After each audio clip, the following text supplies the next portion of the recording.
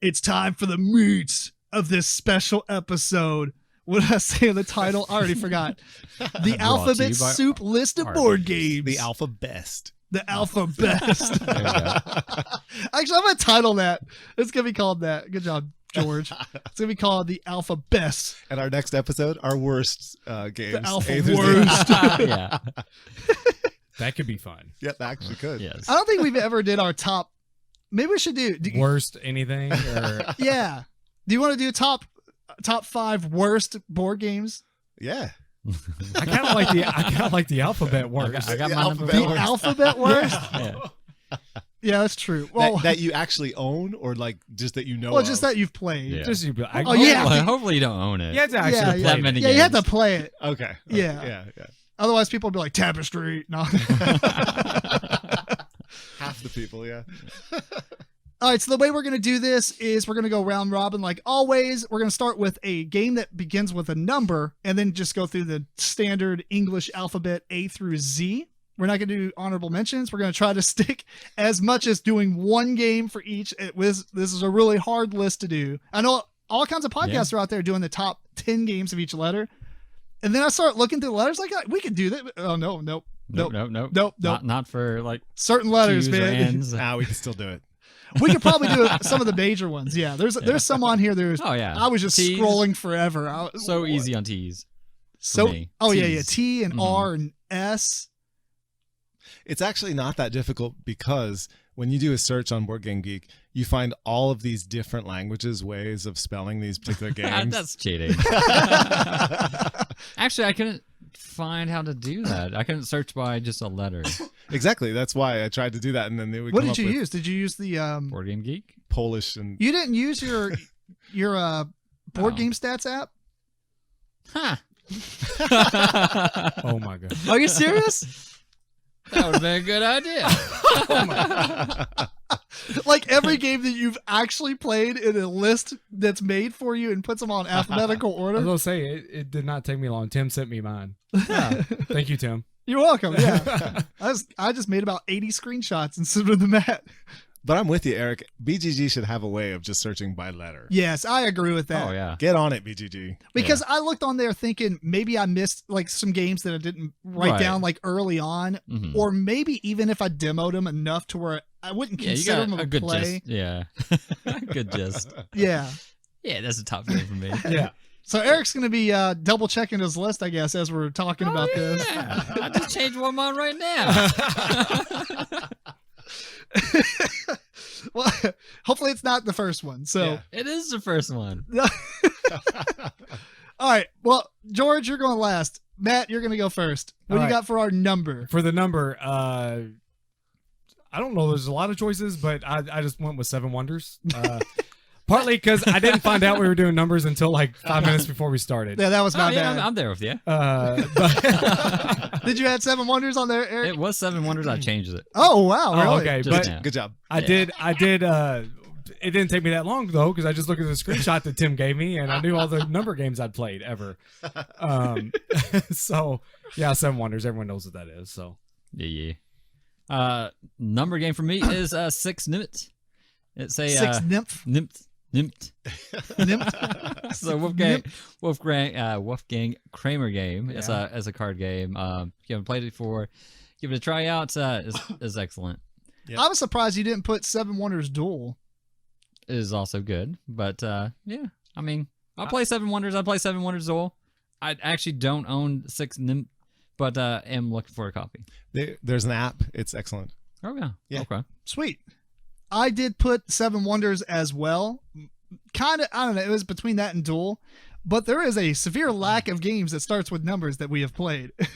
That is true. This is probably one of the lower ones. I just want to remember, Six Nymph is the game we played at Origins the little card game. in the Mayfair booth. Yeah, Right? it's the one that has With, the like- little bowls on it. Yeah. and- Okay. That's what I thought. Yep.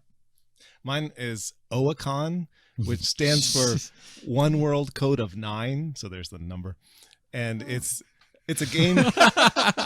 That's George is power gaming the list. Right. This is what are you doing? This game I was gonna is so say- fun. I was gonna say Zokin. It sounds like it starts with a Z, so I'm gonna put it in my Z spot. That's not a number, Eric. So, Oacon Code of 9. It's also just called Code of 9. That's a C. That's a 9. Anyway. Definitely a C. Is this the one that's like Tragedy Looper?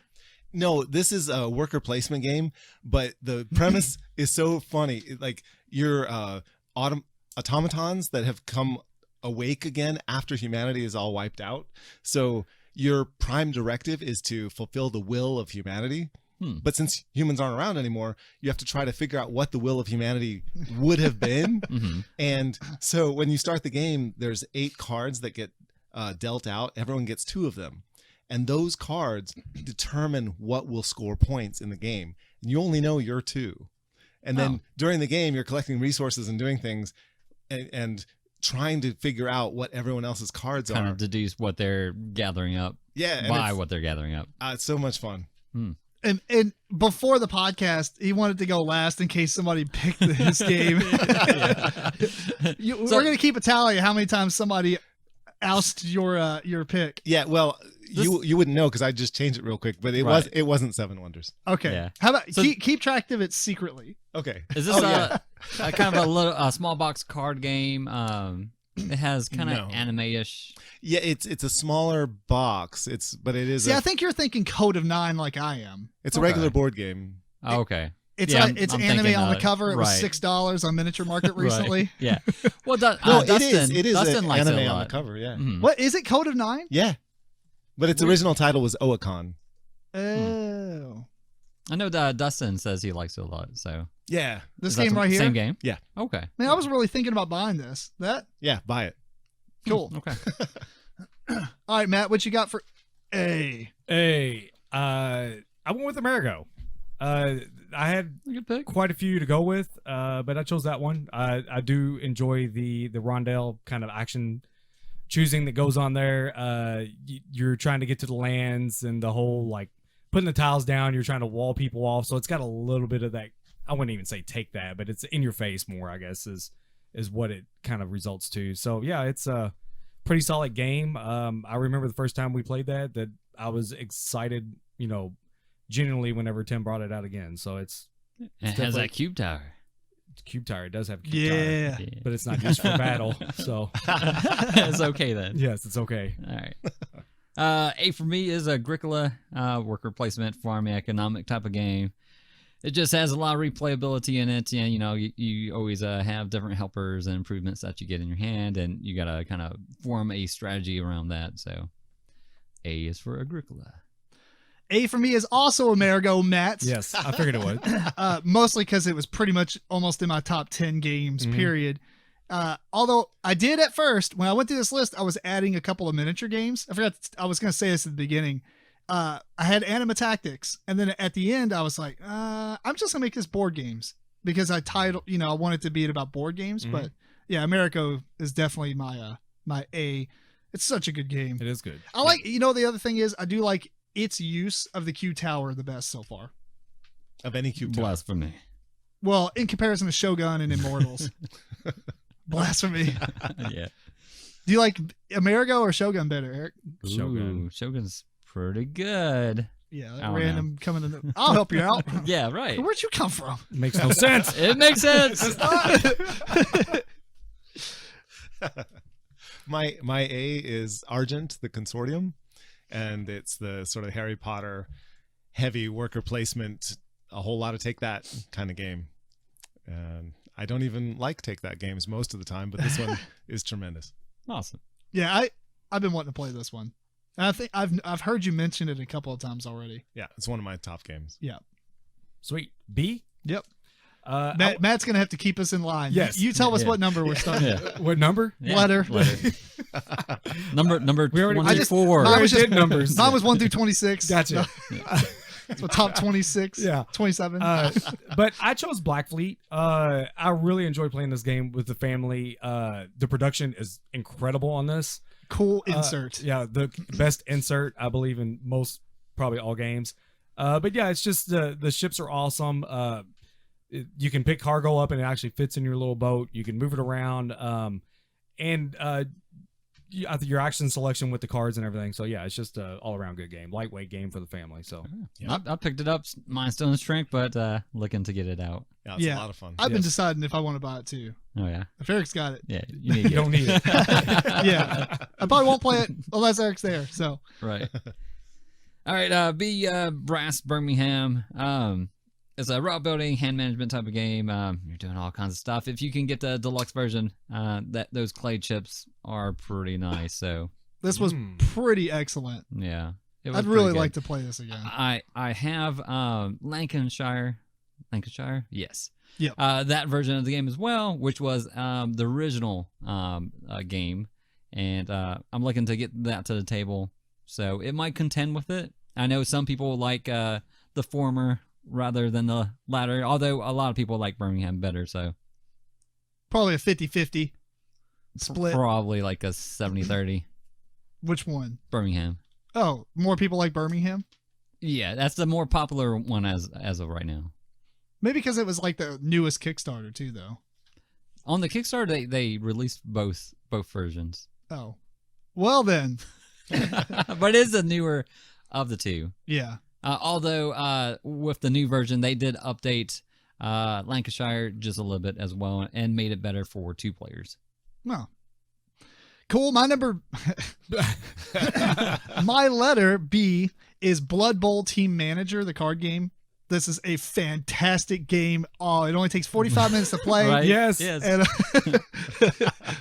That's false. Don't believe that. I told Matt one day, it's only 45 minutes. No, yeah, Matt was ready to leave. He was like, I can play a short game. Yeah, I had to go to work the next day, Yeah. and All right. so I was Well- trying to head out. And Tim said, "Oh, I got the short Blood Bowl game." This was at the time when we really I paid think attention. the box did say 45 minutes or something. It's Yeah. supposed to be, yeah. It does say 45 minutes, and we were kind of clueless in the beginning. If you know the rules and everything, yeah, It was like maybe. 45 minutes, and then I explained the rules. You stayed for it, though, right? Yeah, Yeah, He champed we it out. played yeah, He champed it yeah. out. I played it, but Yep. I really like this game. I like the hidden tokens with the cheating and stuff, which is hilarious. It has Yes. some great expansions. If you haven't had a chance to try this one out, definitely. It kind of reminds me of a smash up style football style game Yeah. Mhm. where you're trying to. It's much better than Smash Up. Oh, it's Oh, definitely yeah, much better definitely. than Smash Up, but it's like highlights of football. So even if you don't like football, it almost Oh, has it- nothing to do with football. No, Right. It's putting guys at a location, and whoever has the most points wins. Yeah. Yeah. So And kind of hard to find right now. that's what Outbreak. that's what I was leading into is if you haven't had a chance to play this and you thought that you might want to play it, definitely try to acquire a copy because the license is gone. Mhm. Oh, okay. They're no longer doing You are correct. Yeah, Warhammer stuff. So So it's going to be gone. yeah, It is gone. I've got all the expansions. Oh, dear. I'm Nice. set. All right. I'm set. We haven't played one of them. Oh, we should. Yeah, we should. All right. My B is Blocky Mountains. And this is a game where you make an obstacle course, which represents the mountain, out of all these blocks of wood. And then you have a mountaineer and you have his bear friend or his bear stalker. I'm not sure. And you have grappling hooks that you move them around with without having them fall off or knocking over the mountain or any sort of problem with your supplies, which are discs that you have to move around with you. It's just the best dexterity game I've ever played. Blocky Oh, Mountains. I got one better. Nah, Yeah. you don't. It's gonna come soon. He's a one-upping you without the same letter. my letter C. I went with Captain Sonar on this one. I know it's not like the most strategic thing, but out of the games that I had for C, I think it was probably one of my most fun experiences. Yeah. I It know. sounds like the first game or two, but Yeah. after that, we sorted it out. Yeah, once we figured out how to actually play it, Yeah. and not so stressful and a little Right. bit. But I like the whole Hunt for Red October feel. It has everything, and everyone's got their own job. And this is saying, I don't know if it'd be that good without what we played with 8 people. 8 people. Mhm. I don't 4 know on if 4. I don't know if it would be that good without that many people playing it, but definitely at the full complement, it was wonderful. So Pretty sure you can do 6 well enough because one person assumes 2 jobs, and it's like the guy who's marking off whenever your guy says a direction or something. You're marking Mhm. off so you can use the weapons. right, he assumes the same as the other guy, or what the person who's listening, I think. Right. I don't remember, but one person does 2 jobs, and I don't think either of those jobs are super Was a full job. deep. They Yeah. were both half jobs. Yeah. Yeah. It's still impressive though. You got the whole line of people on the side, and it just Yeah. everyone's kind of working. It comes together. with a fantastic DM screen. Yeah. All right. For the actual best dexterity game. No. Oh, Crokinole. whoa. We're talking the best dexterity game? Oh, yeah. Blocky Mountains. Crokinole. Crokinole, you have this huge circular board, and you're pretty much trying to dominate your placement on this board. It's kind of a smash up between like shuffleboard and cornhole, basically. And it's really excellent. If you haven't tried it out and you like dexterity games, give this one a go. It is excellent. Yeah, I do like crokinole. And cornhole. And cornhole. Actually, I like both. And shuffleboard. And shuffleboard. It's amazing. It is a combination of awesome. Yeah. It's just not a combination of awesome price. But I guess you only have to buy it once, That's right. unless it warps. Then you got a unique board. Hopefully. Right. Yeah. Advanced edition. Yeah, I like crokinole. My C is City of Remnants. This game is, every time we play it, I always think about that playthrough. Mm-hmm. Like for a long time. I can even remember some of the stuff that we actually did in the games that we have played. Typically, I kind of forget. I remember the game and the feeling and everything, but I don't remember the actual people doing their actions and stuff happening. I remember you took this action. Yeah. And I was going to take it. I know that they, Isaac and Plathead Games had come out with a new version called Neon Gods, where they streamlined some stuff, and then I was reading about it. And actually, some of the stuff they streamlined probably works better as a game, but I really liked it in City of Remnants. Plus, I kind of like the theme a little better in City of Remnants. And, oh, man, such a great game. It has one of the coolest combat systems and dice layouts, and I'm pretty sure I brought that up before with the layouts of the dice. It's like a 0, 1, 1, 2, and 3. Right. Yeah. That's not 6, but you get what I'm saying. I think it's 0, 1, 1, 2, 0, 2, 1, 3. 1, 2, 2, 3. Yeah. Mhm. Anyway, That's actually the same dice in Cyclades. is it really? Yeah. It's such a great combination. Yeah. Yeah. Like you get that little bit of luck on the high and low end, but for the most part, it's a very you can gauge the average. Mm-hmm. So- 1.5. The whatevs. But I just really like the game, and I like the combat system where you get to add gang members, but they don't have to represent the actual miniature, and just so good. Nice. My C is Cyrano, and it's a board game based on Cyrano de Bergerac, where the guy makes a poem in order to woo the woman of his dreams, and basically, anyway, that's what you do in the game, where you get 2 endings for words, like it could be ed or aid or something like that, and then you have to make a quatrain, a poem that ends in those lines, 2 of them for each, and everyone does that, and then you'll go around and see if any of your words match other people's words, and so all your unique words that you used at the end of your line give you 1 step up your ladder toward the lady at the top. Mm-hmm. And then everybody votes on the best poem based on whatever they want, like artistic qualities or just the theme of it or whatever. Right. And then if you get votes, number of votes that you get, that's the lady coming down the ladder for you. And when you meet in the middle, the person who meets first wins. It's so much fun. Sounds awesome. That's pretty cool. It's great. D. Yeah. D.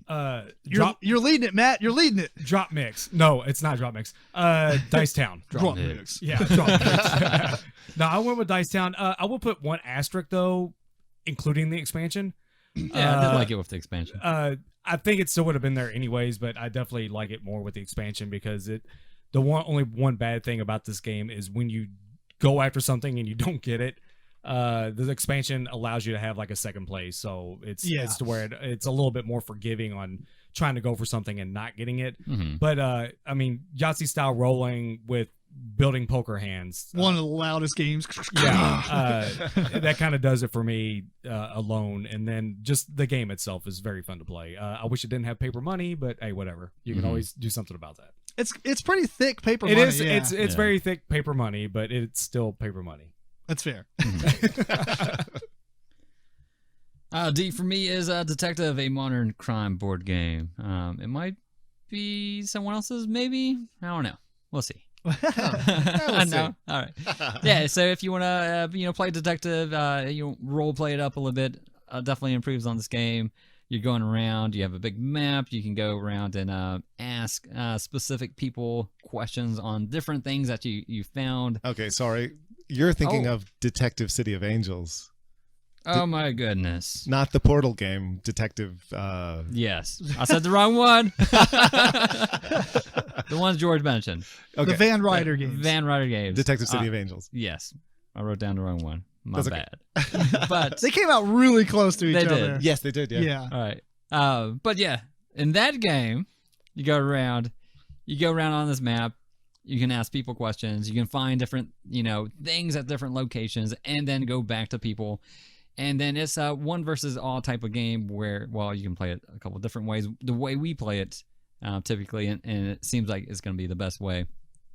One person is going to be The competitive way. Yeah, the competitive way. One person is going to Or be cooperative way, sorry. the game. Yeah, and then he can or she can lie to you or tell you the truth, and you might have to give them a hat, sort of speak. So Yeah, it's got great bits. excellent game. Although I do wish that the hats were the same scale as the miniatures so you can sit them on top of their heads. Yeah, that'd be nice. That would have been cool. Might be small, but you can make bigger miniatures. Yeah, I really enjoyed that one. I'm looking forward to it. I love it. My letter D is a pretty hard choice because I had a couple that I was, but that had to go with Dead Last. Such a fun game. This is probably the one game, if I had to take 5 games to every board game event, knowing there's going to be new players, especially a lot of players, Dead Last is in the bag. It is such a great arbitrary game of collusion. Yeah. You just sit around and you basically say, all right, who wants to die? And then people talk and point and everything. You got a card for every player in the game representing their little character color stand up. And then everybody puts a card down, the vote flips over. The majority is the person who gets shot for the round. And if you did not, if you were not part of the in crowd and you guessed and you went with somebody else, you also die. So it's like you have to be in the in crowd, which is hilarious. If you don't know what's going on, it's probably you gonna get shot. Yeah. My favorite thing to do with this is, it's worked so many times now, is I'll explain the rules, and before we play, I go use the restroom. It is like hook, line, and sinker. Boom. Every time. Every time. I come back, I'm like, yeah, and I start talking, try to get people to tell me things. I'm like, ambush. And then everybody's like, blue, because I always pick blue. It's amazing. It's just like, ha ha. Welcome to Dead Last. That's a good Anyway, choice. it's good. All right. Well, Eric, you picked one that could have been mine easily. Okay. But I'm going to have to go with the Dale of Dreamscape Dungeon Pet Merchants. Oh, okay. What? That's like 5 games together. There's no way I could choose from D's. Sorry. Yeah. George I is like that cheating. game. George, Yeah. he's his detective. Right. I'll go with Dale of Merchants. Dale of Merchants, that's It's a fine. tough Oh, choice. it was a good game.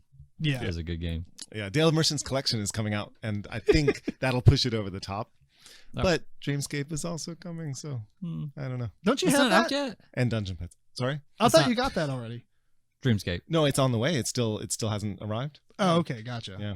We played it online. On Right. Tabletopia. hmm Yeah. But Dale of Merchants has to be my choice for now. 1 or 2? No, I'm just kidding. No, collection. Collection. Probably good. Not out yet. But your choice. Yeah. Such a good what is it? Deck building. building. Deck building, Yeah. Mm-hmm. Starting with letter E, thanks to George, I went with Everdale. We recently played this game. So George, you can go ahead and pick a different game on your list. Eric, Okay. did you pick the same? No, I went with something else. Oh, okay. Go ahead. Although Everdale is a solid. Yes. Oh, yeah. I mean, the components alone is enough, but it is worker placement with, you're building a tableau and all this good stuff. So it's, it's just good stuff. It's amazing. Every time somebody says a game, I'm kind of like, I need to look back at my list. Is that really what I wanted to pick? But yeah. For me, E goes to El Grande. Came out in 1995. It was the granddaddy of area control. L starts with an L. No. I'm just kidding. Yeah, I guess I agree with you. It's L because it's like the. right? This Right. would technically be a G. No. Yeah. Yes. If you sort it by letter, it comes under E. I believe. Look at your app. In the actual app, it's in the E's. You sure? There you Yeah, go. it's El Grande, but Right. I guess it's the Grand, right? Yeah. Probably. I did get rid of those, but not L's. I would accept it under L as well, so it's fine. It's your list. That's fine. Yeah. It's whatever. It's fine. You do you. You I do mean, you. me. You do you. All right. You do you. We're using BGG stats alphabetically. Yeah. I like that game. It's good. Oh, yeah. I went with Everdell as well. There was one other game I really considered, but then the more I thought about it, I really, really enjoyed Everdell a little bit more. Actually, probably a lot more. It's just fantastic. I just love those style games where you're kind of like doing your own thing. You don't have to worry about too many people really messing you up. But it really does. You still have to worry about other people because of how well they're doing and what they're trying to go after, because it is slightly worker placement. So it's got a lot of cool things mixed and matched together. Mm-hmm. And it just really is nice. I'm looking forward to playing the expansion. Yes, the expansions are coming. Yeah, all the The expansions are coming. The expansions are coming. Everdell, the new Carcassonne. I don't know about that. It's gonna have a catapult, and you're gonna have to shoot it up on top of the tree. Right. Oh God, that's the worst expansion. I just gave them ideas. Okay. All right, so my E, I'll go with Esselsbrook, Yeah. which is the Donkey Bridge game where you make a story out of tiles that you choose out of a bag. When you want a game, just say it in German. I need a... That really is the title of the game. Oh, okay. So you won't find it under Donkey's Bridge. I gotcha. Yeah, Esselsbrook. And you make a story with these tiles, and then you cover them up, and everybody goes around and tells a story, and then everyone goes around and tells another story, and then you tell a third story, and then people start going back and telling you, guessing what tiles were involved in the story. Wait, didn't you bring this a few times? We haven't played it. Oh, we haven't played it? I don't think so. Oh, no, we haven't. This is one of my best games. Anyway, Oh, bring it. so, and it's such a challenge to remember the story from 10 stories ago. But if you make a story that is impactful enough, then people will remember and you'll get your points. Yeah, The yeah. only story game you might be thinking of, or you might have thought we played, was When We Dream. You make a story at the end about the cards that you have. Yeah. Well, we also played when I Before There Dream. Were Stars too. That wasn't with George. Not with though. George. That's right. But this would be my pick of the best story game Oh, of them all. Cool. So, Esselsbrook. And starting F, I'll go with Folklore Affliction. This game just really scratched that itch of, I used to play RPGs back in the day. Now being an adult, it's hard to set a time all the time it takes to play and keep your group consistent constantly. And yeah, so it pretty much is role playing, just kind of like a more streamlined board game version. You can wander the massive world, but there might be random Final Fantasy VII right. Like You go off the encounters. path. encounters and stuff. Right. The combat is probably a little too streamlined, I guess, in a sense, but I think if they probably made it a little bit too complex, it would have make the game kind of drag a little bit more. But yeah, it does everything I look for in an RPG, and it's an excellent game to me. So It also has my highest view count on YouTube at 29,000 views. Whoa. Oh, nice. So that's pretty cool. Yeah, Folklore. I probably missed this on my list. I might have put it up there. I just didn't come across it because I don't use my app like everybody else. All right, Tros, 5 tribes. It's a Meeple selection, Mancala type of game. You're grabbing meeples. You're doing different action on the board. You have 1,000 choices. You got to pick one of them. So not for the AP prone, but excellent game otherwise. Agreed. Yeah, if you're AP prone. And I think best with 3 players. Would you agree with that? I don't know. I liked it 2. I think it plays fine with 2, 3. Probably better 3 than 4. Yeah. But yeah, either 3 or 2. Fair enough. My F I pick was Farlight. This is a blind kind of, not really blind, but it's an auction style game where you're putting down your bidding tokens on these different ship parts, and some of them can go face down, and then you all reveal them at the end, and then you claim those parts, and you put them in a grid-like assembly to build your ship, and then you can go on these missions, and that's how you actually get victory points, and then, yeah, that's pretty much it. But it's such a it's such a cool game. Oh yeah. I like the auction style. What kind of auction is that? Is that blind auction? Oh, I don't know. Secret auction? Secret, yeah. Yeah. Some of them you get to see and you know what people are going after, but the rest face down. And you got the bluffing ones. The 0 ones. Mhm. Actually, it's not. Now I'm thinking about it. I wonder if all of them are face down. I think I think they are. Yeah. I'm slightly confusing it with lockup because in lockup only 2 of your things, but I'm pretty sure in Farlight they're all face down, and you can put up to 2 tokens on a spot. So you're like, you put another token there. Yeah, it's good stuff. Have you played that? I have not. Oh, you have to play it. I need to play it. Yeah. It's good. F is already my hardest letter, other than D.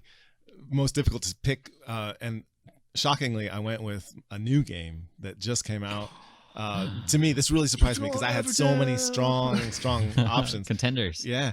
But I went with Freshwater Fly by Brian Shore. All right. And it's a fishing game where you have an actual reeling kind of mechanism, and you have a river full of fish, and you have to cast out your lure and then try to see which fish hooks on you get on your hook, and then you reel it in. You have to go around this Mancala several times, and as you do, you get cool. Different abilities. The reel is a Mancala. Yeah. It's so good. It's such a good game. I play with some house rules, but I love it. Yeah, I'm looking forward to trying this one out. Yeah. That was in the Essen preview, I think, too. Right? Yeah, just recently. Yes. Yeah. My letter G is El Grande. No, not. It's a Galaxy Trucker. So Galaxy Trucker, I mean, it's just a bunch of chaos. It's one of the few games that something really bad can happen to me, and you just kind of laugh it off because it's funny. Like half of your spaceship gets hit in a certain spot, and it just falls to pieces. You have to like self-deprecation. Yeah, but it's I don't know. It's just kind of a crazy game. It's real time. It's like I said, completely chaotic. But yeah, it's a fun game. I'm glad every time this one comes out. So it's tremendous. G for me is Ghost Stories. It's a cooperative game where you're trying to save a village from Woofing and his minions of Ghost. So you're going around doing different actions on the board and taking out Ghost. Matt like likes it too. Busters. He likes a version of it. I went with Matt. I did pick Galaxy Trucker as well. It's so fun. I've played it 1,000,000 times on my tablet. I count that kind of because it really is the same type of game. I mean, if you play it on a tablet, you got a big enough surface to where you're getting the feel of grabbing the tiles and stuff. So much fun. Obviously, I like the physical components better because it's just chaotic. And I like.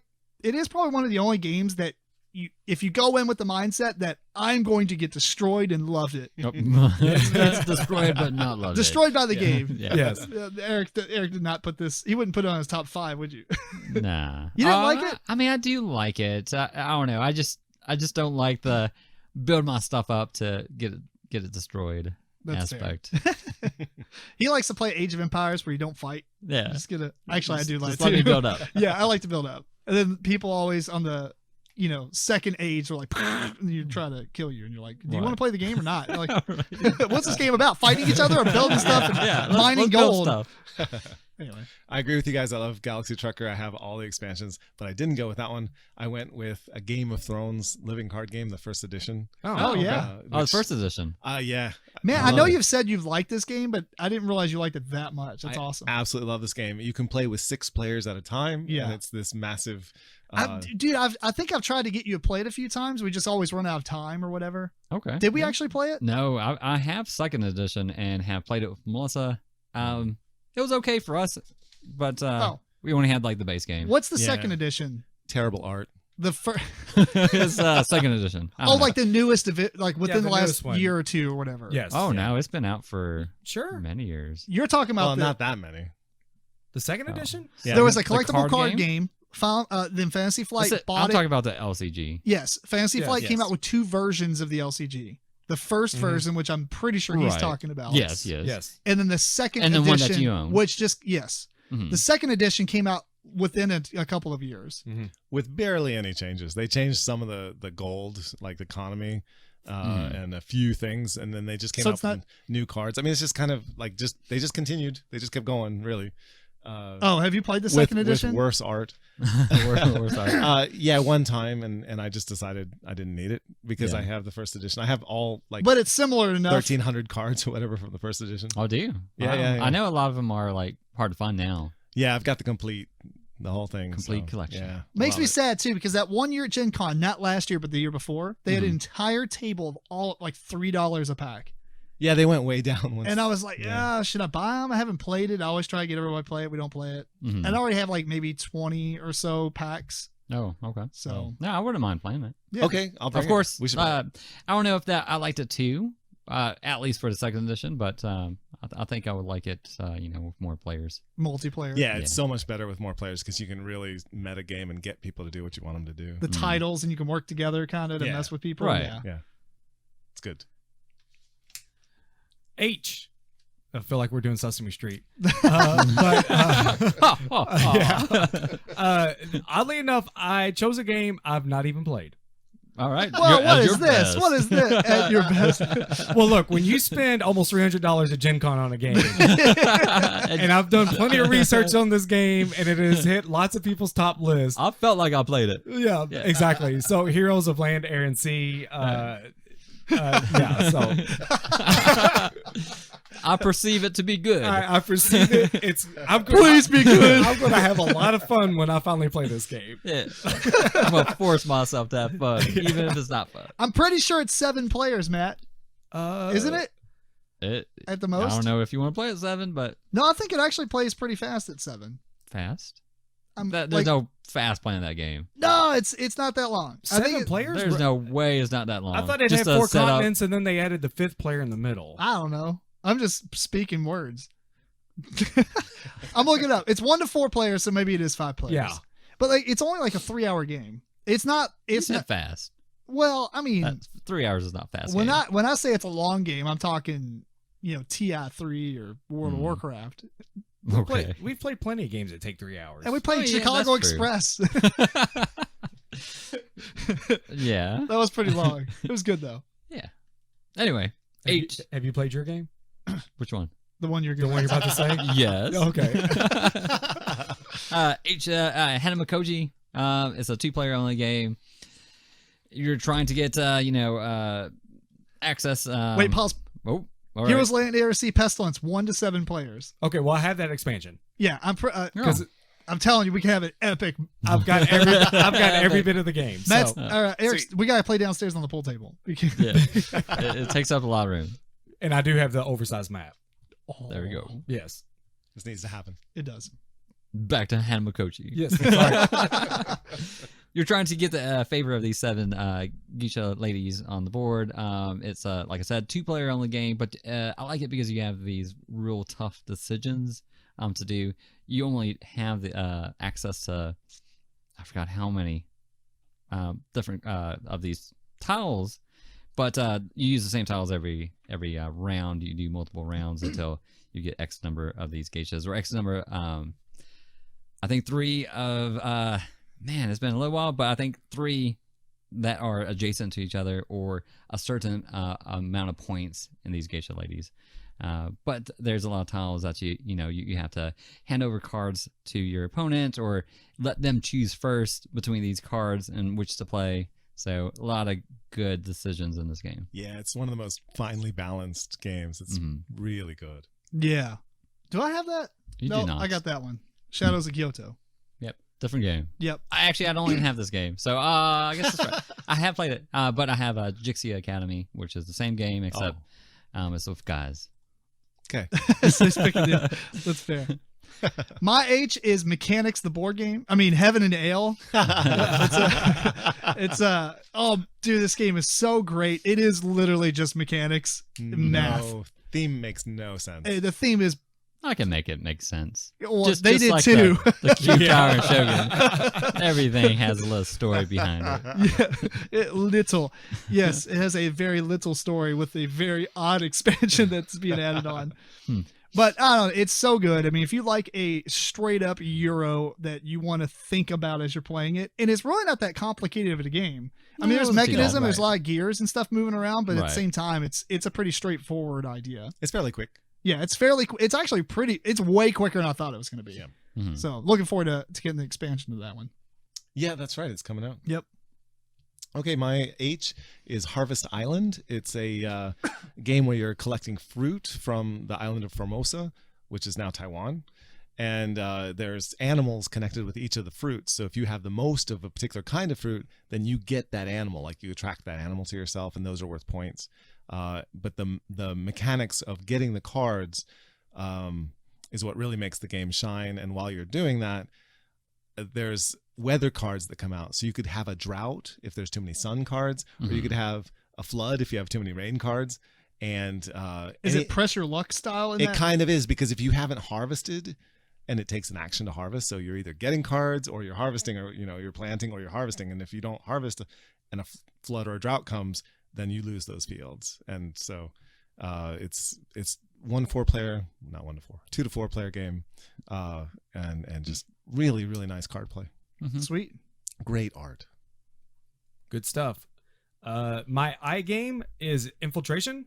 Oh yeah. I really like this game. I really Pick this one up. Oh really? Yeah.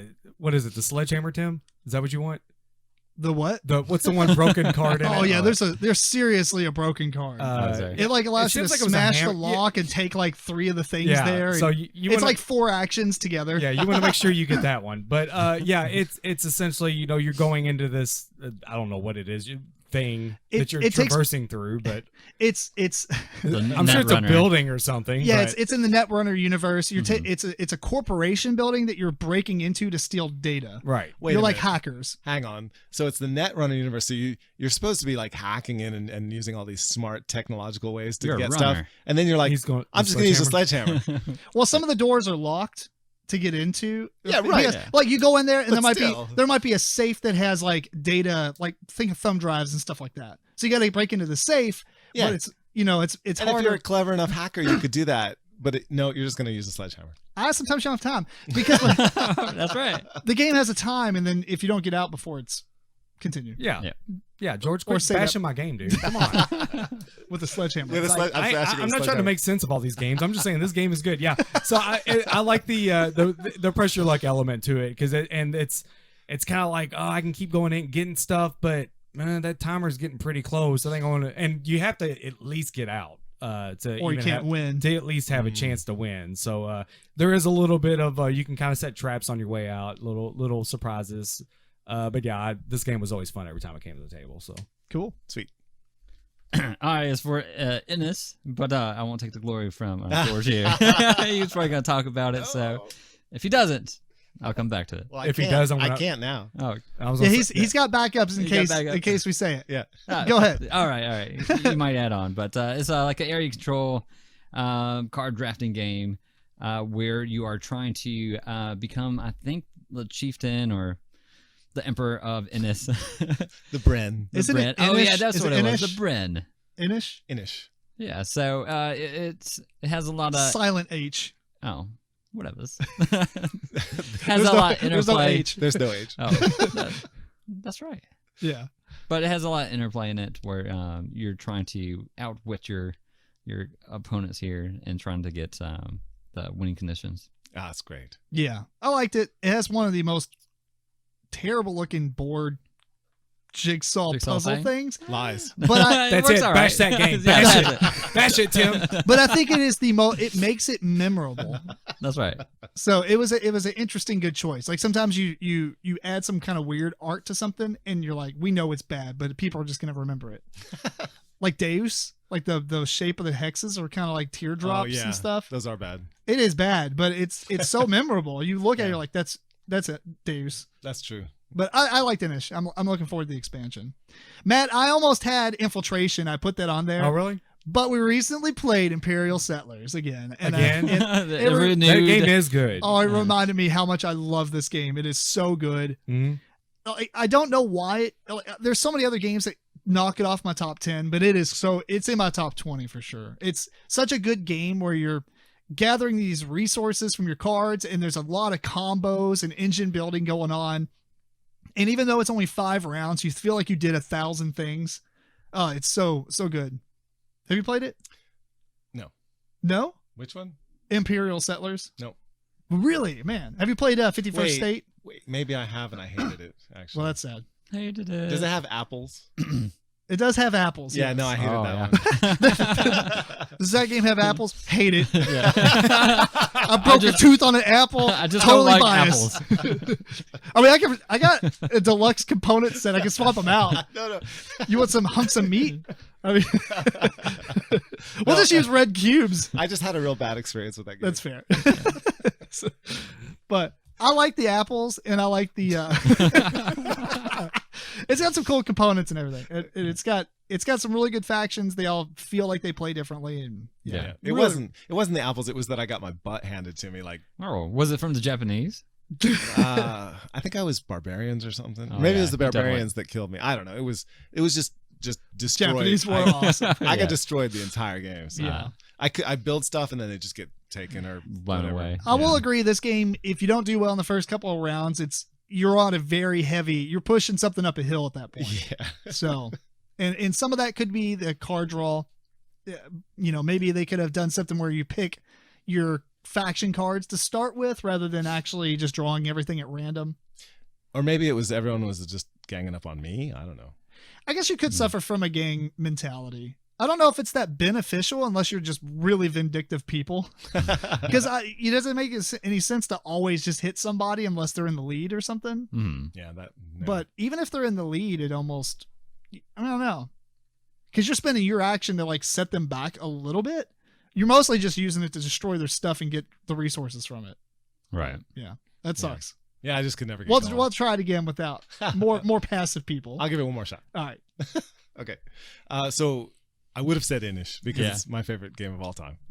And I want to say another Irish game like Irish Gauge, but I won't.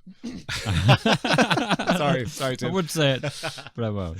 I'll go with Inhabit. And I could say this game. And maybe this game. Yes. Followed by possibly this game if it Okay. was a little better. Yeah, I get one. Okay.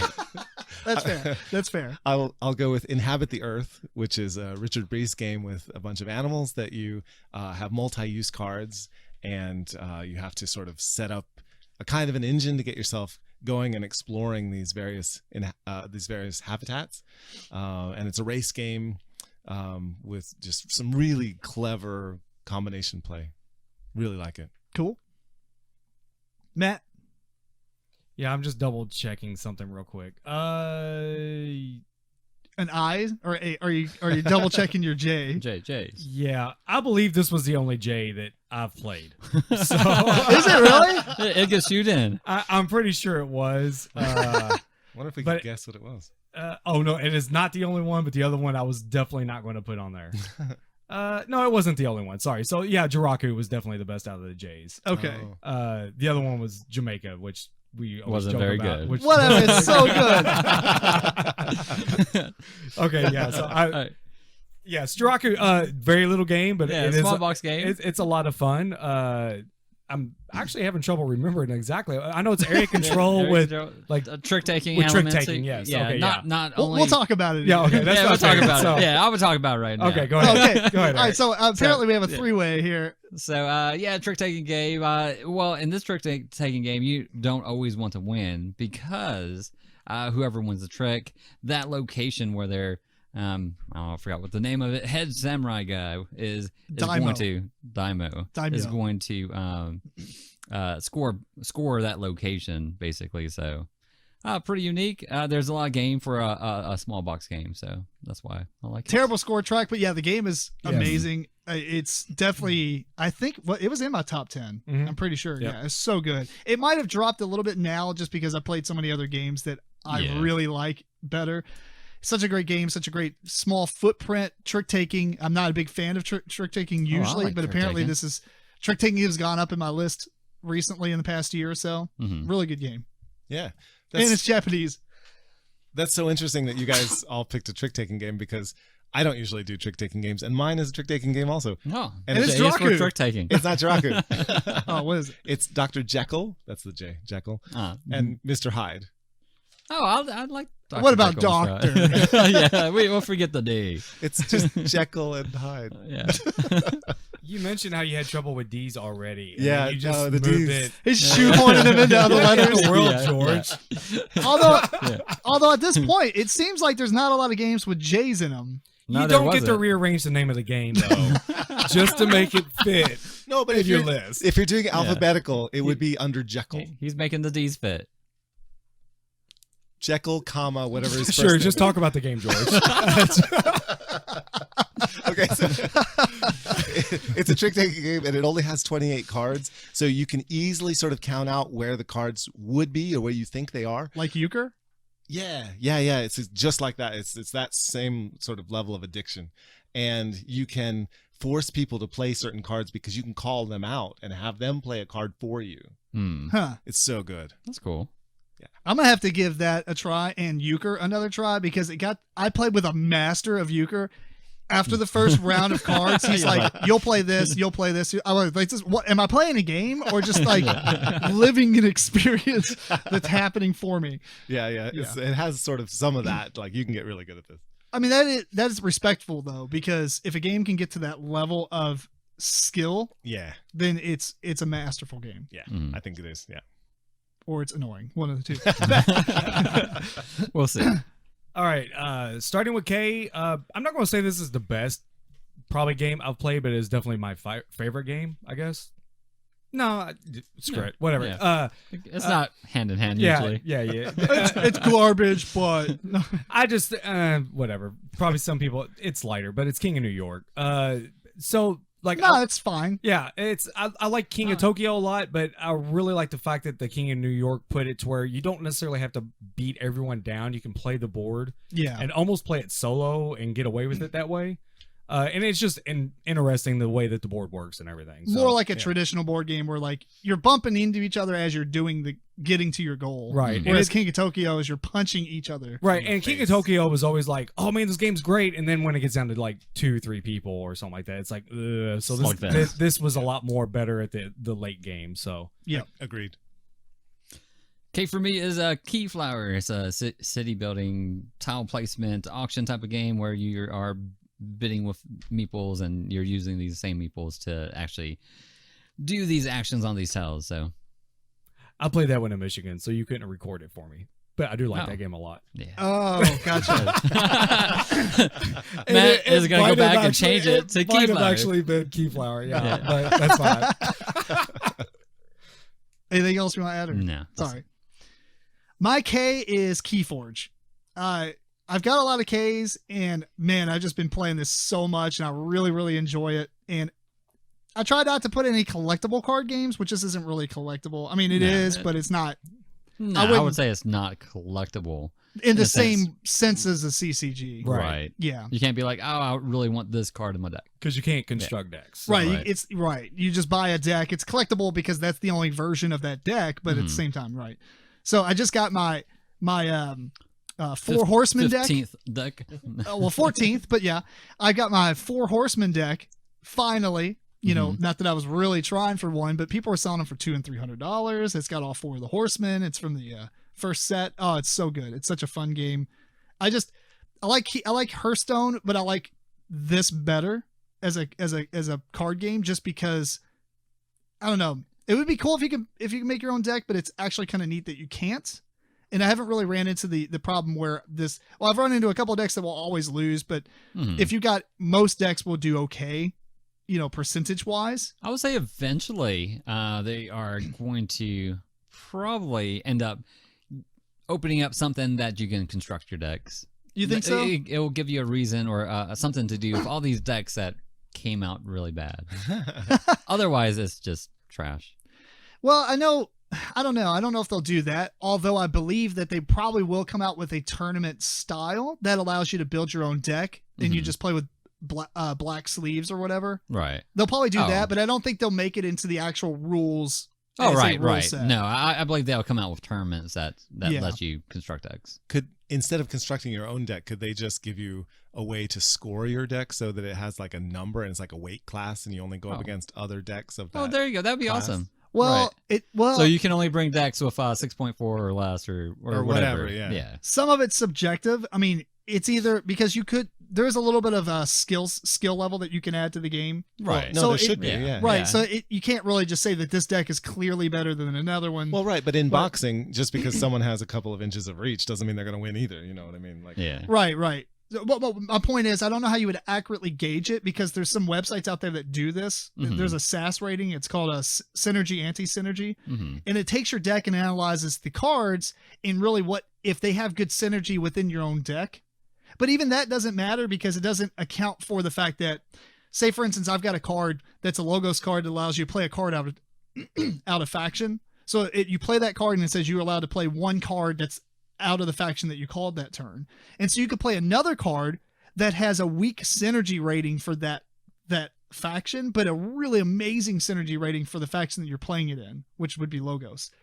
And so it's hard to like take it in because I've got a couple of decks that are like 75 is like the average. And I've got a couple of decks that are like 68 and they still did really well. so they already do have a number 68. system. Yes, they do. I don't think it's Keyforge that brings it It's out. third party. Third party. Mhm. Yeah. Oh, okay. So people are trying to do it, but my point is anything between 70 and 90 are pretty well, like it comes down to like more of a skill based thing. Maybe it might be slightly easier That's for the 90. perfect. Yeah. Yeah. So, but what they're probably doing is as you play games, your deck has a power rating and it's based off your win-loss ratio. Oh, And so that's probably more so what they'll end up doing if they do something like that. Mm-hmm. and you mentioned Hearthstone. Does Keyforge have an app or a? No. It does have an app. Like, but can you it's- play on- you can't play No, you online? can't play on it. It's just like to enter your decks in. Yeah. You get, when you register a deck, it goes into their official database. When you show up to a tournament, you scan your app and stuff and you get points and you can redeem them for prizes and stuff. Mhm. Cool. Yeah. Okay. So my K. That is K. Yeah. Okay. Okay. My K is Kemet, the Oh. first game on my list from one of my favorite board game companies, Matago, and it's just for the fact that it's so balanced and a war game that I really like the combat system for. Yeah. And every game is just down to the wire, and the map and everything just makes it so that you're never safe. You can never just turtle and relax, and Right. you always have something cool to go for, Mhm. with all the little power tiles and everything. Is Kemet the one with the 4-sided dice? Yes. Yeah. Mhm. That and Cyclades are the ones I really want. And they have an expansion for them both, right? Yes. Oh, Kemet and Cyclades have multiple expansions. I think there's one that you actually can use in either or. Right. Yes, crossover. Yeah. Yeah. More games should do this. And games that don't even I don't know if I. like Well, like I mean, Agricola and War Machine. You know what I'm saying? Like just raid those fields. no connection. So next one they'll have a crossover from Kemet and Cyclades to Inish, because it's the third in the trilogy. Is it really? Well, supposedly. Huh. Okay. Good stuff. We're doing L, right? Yes. Yes. Lords of Zidit is what I picked.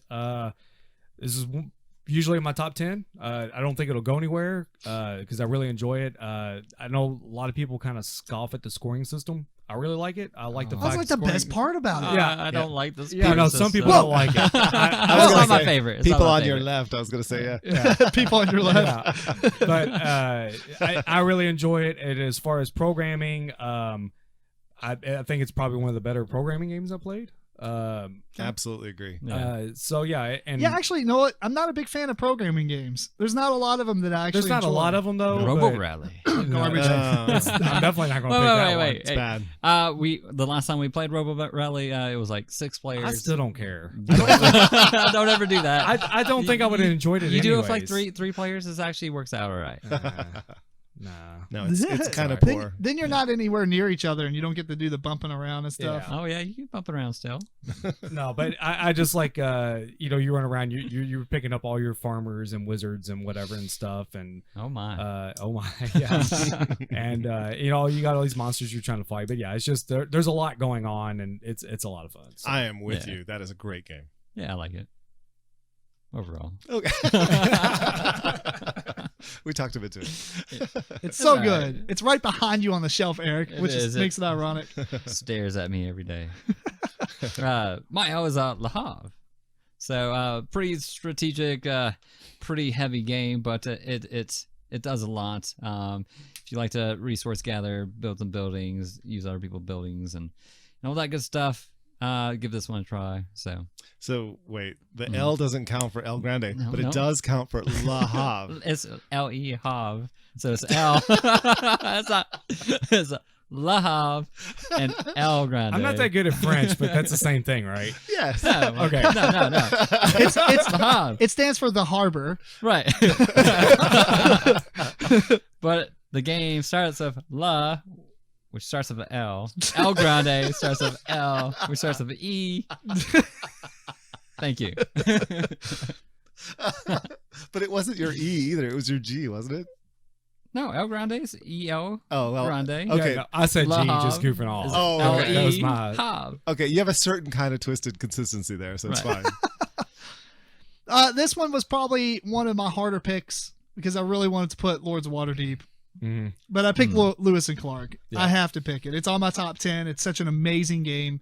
I really, really, really like this game. These have all Yes. been my short list. As Yeah. play Yeah. it with 3 players. Yeah, 3 players works best. I think only because the mechanic in the game where you get stuff based on the badges to the player to your left and right. Yeah, Yeah. right. So when you're playing at 3 players, everyone is kind of in competing with each other. Mm-hmm. Whereas if you have 4 people, the person across the table you don't interact with, so to speak. So Right. Yes, but the person across the table from each person has that same problem, so it's still fine. And it ends up working out. And plus, it takes longer. I think we Yeah, play this shit, 5 at players? 4. Did we play 5? Where's that 5? I think Ooh. it's 5. 5 is a lot. Yeah, maybe it was 5. That was like, whoa, Yeah. Too much. too long for Yeah, for 5 this players. game. I think we played it. It was like 3.5 hours Yeah. or Oh, something. no. 4 hours. Yeah. It was nuts. I wouldn't go with 5. No. It does say 1 to 5. Okay. Yeah, Yeah, Play with 5, 3. but not really. Yeah. yeah. 3, 4 if you need Or to. if- yeah. If you're stretching it. Yeah. That's right. All right. Well, I agree with 2 out of your 3. Lewis and Clark and Lords of Zidit.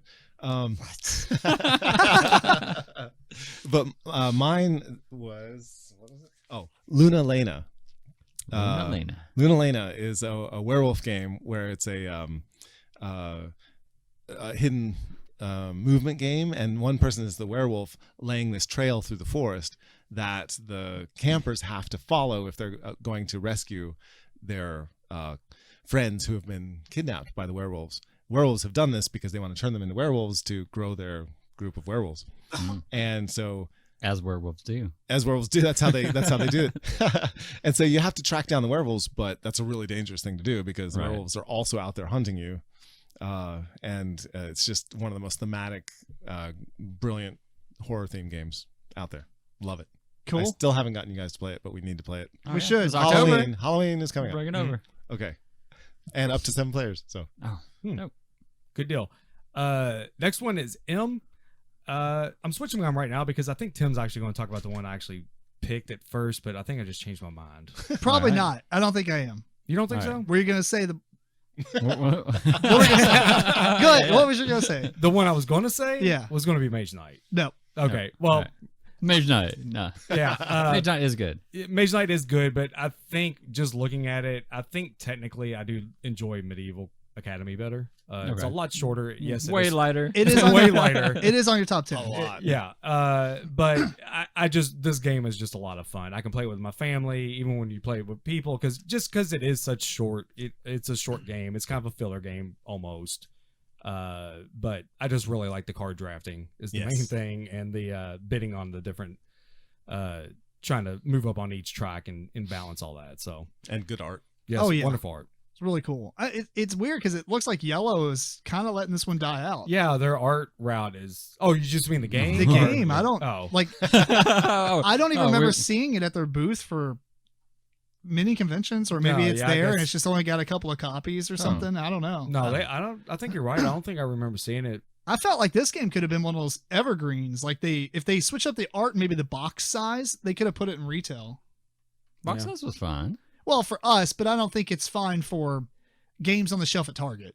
Oh, you think they want a bigger box? I think they like more square-ish style boxes, from what I gather. Since when you go to Target, Target it's just a shoppers. giant bunch of squares. Bunch of It's like, squares. that's rectangle. I don't like rectangle boxes.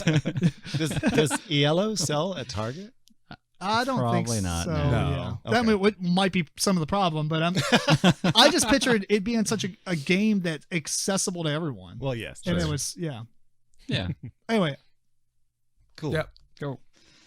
And for me, is Mansions of Madness Second Edition. It's a app-driven cooperative game where you're battling through these scenarios, kind of like in like an Arkham Horror, or Eldritch Horror type of environment. You have to collect weapons and go through and search these rooms. You have to deal with your insanity. You have a hidden agenda. So really thematic, and I enjoyed our playthroughs of it. So. I haven't played second edition, but I really like the first. Yeah. So the difference between first and second is the second you have the app to be that one versus all. I guess the first edition, which I haven't played, you have one player that does I didn't know you hadn't played it. Yeah, I did get it, and I know you have it. And you have some expansions. We should pull it out sometime. Also known as Tim versus All. Tim versus all. Right. It's because I already know the game. I have played it as a player now, though. Oh, have you? Oh, yeah. Okay. My I did have Mage Knight on there, but I had to go with Mage Wars. I mean, it just yes. makes more sense for me. It's very the War Machine style of board game, so to speak, and the fact that you get to make your own spell book, and then each turn you get to pick those cards out of your spell book, and everything's super thematic. It just operates the way you think it would. I've followed this game ever since it was in beta.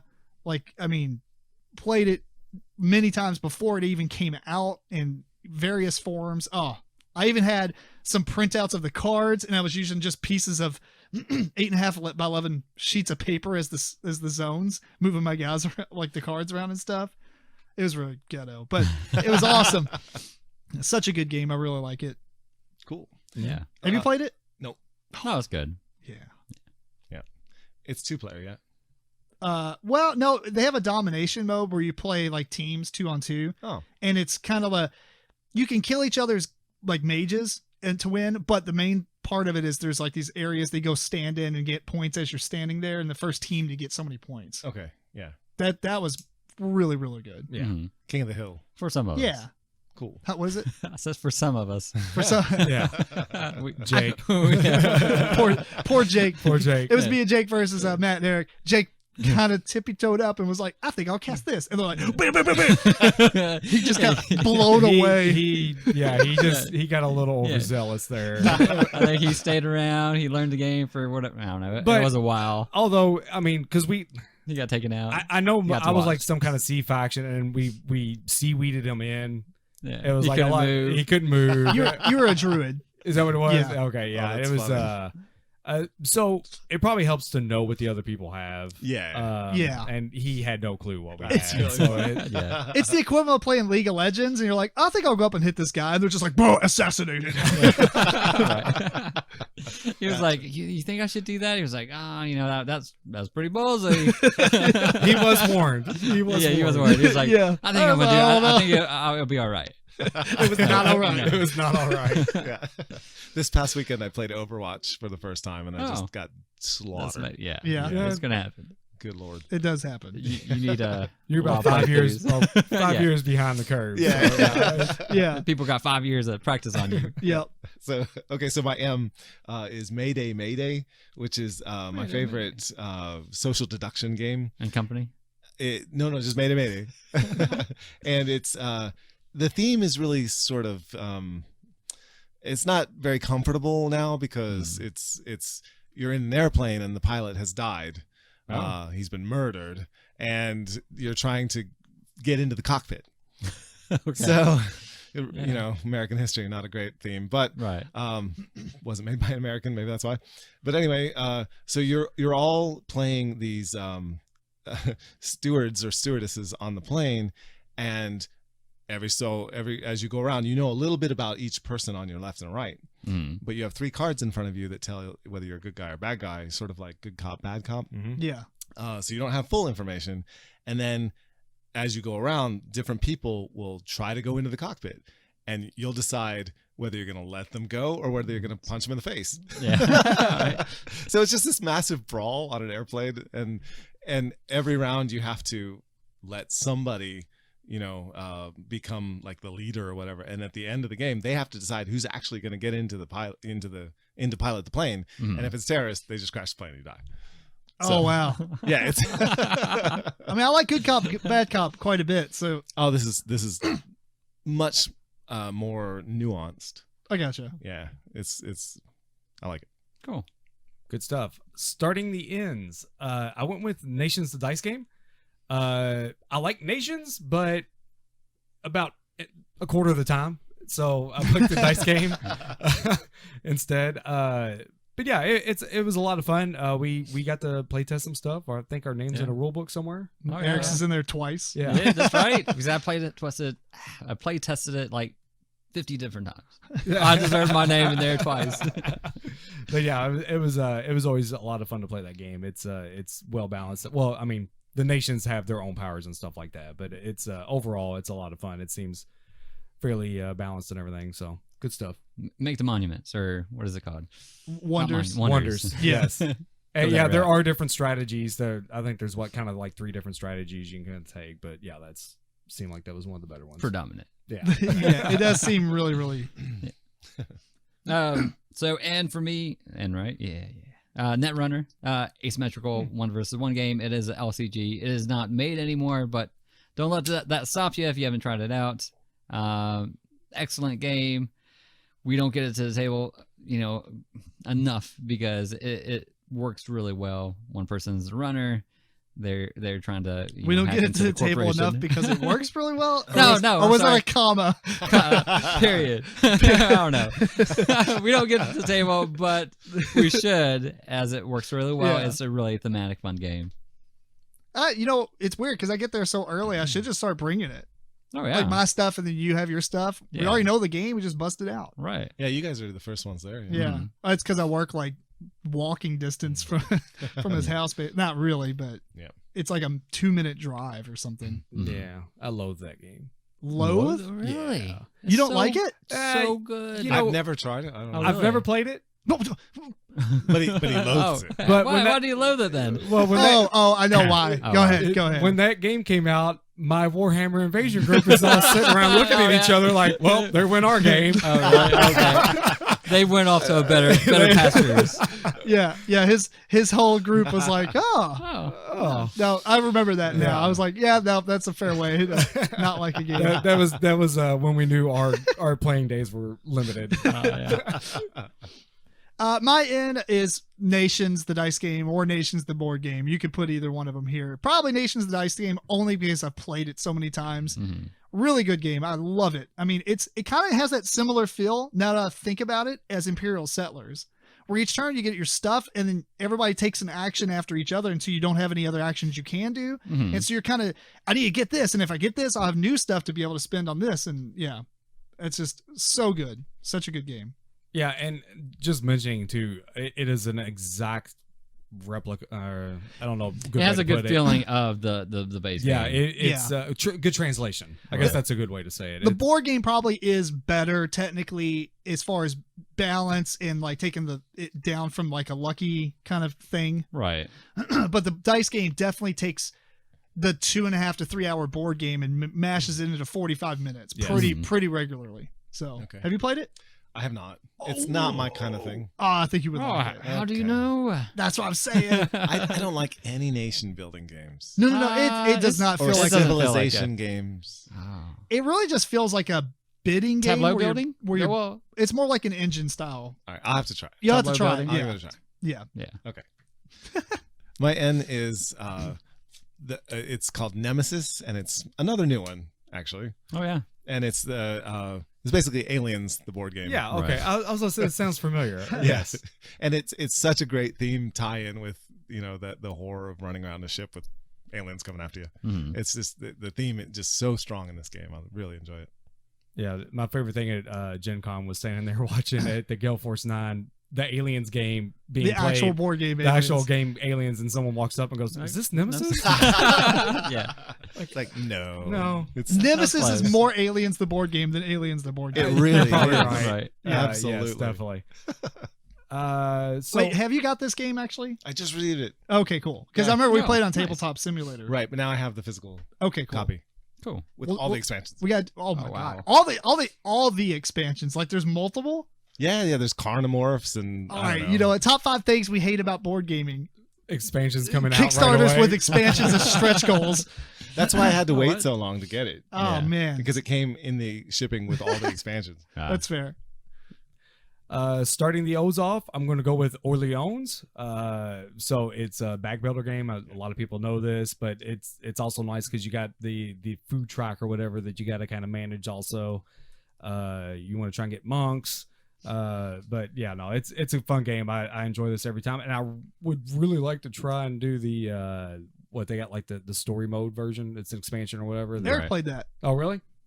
Hey, No. you're talking about the co-op one? Yes. Yes. Oh, are you talking about the co-op one or No, he's the? talking about the story that's new- coming out. Yeah, the new. Oh, you're right. Or- Okay, so yeah. I'm getting them mixed up. So the co-op one sounded cool, but the story one that will be coming out Separate also. game. Yeah, Yeah. separate game, but it sounds cool too. Right.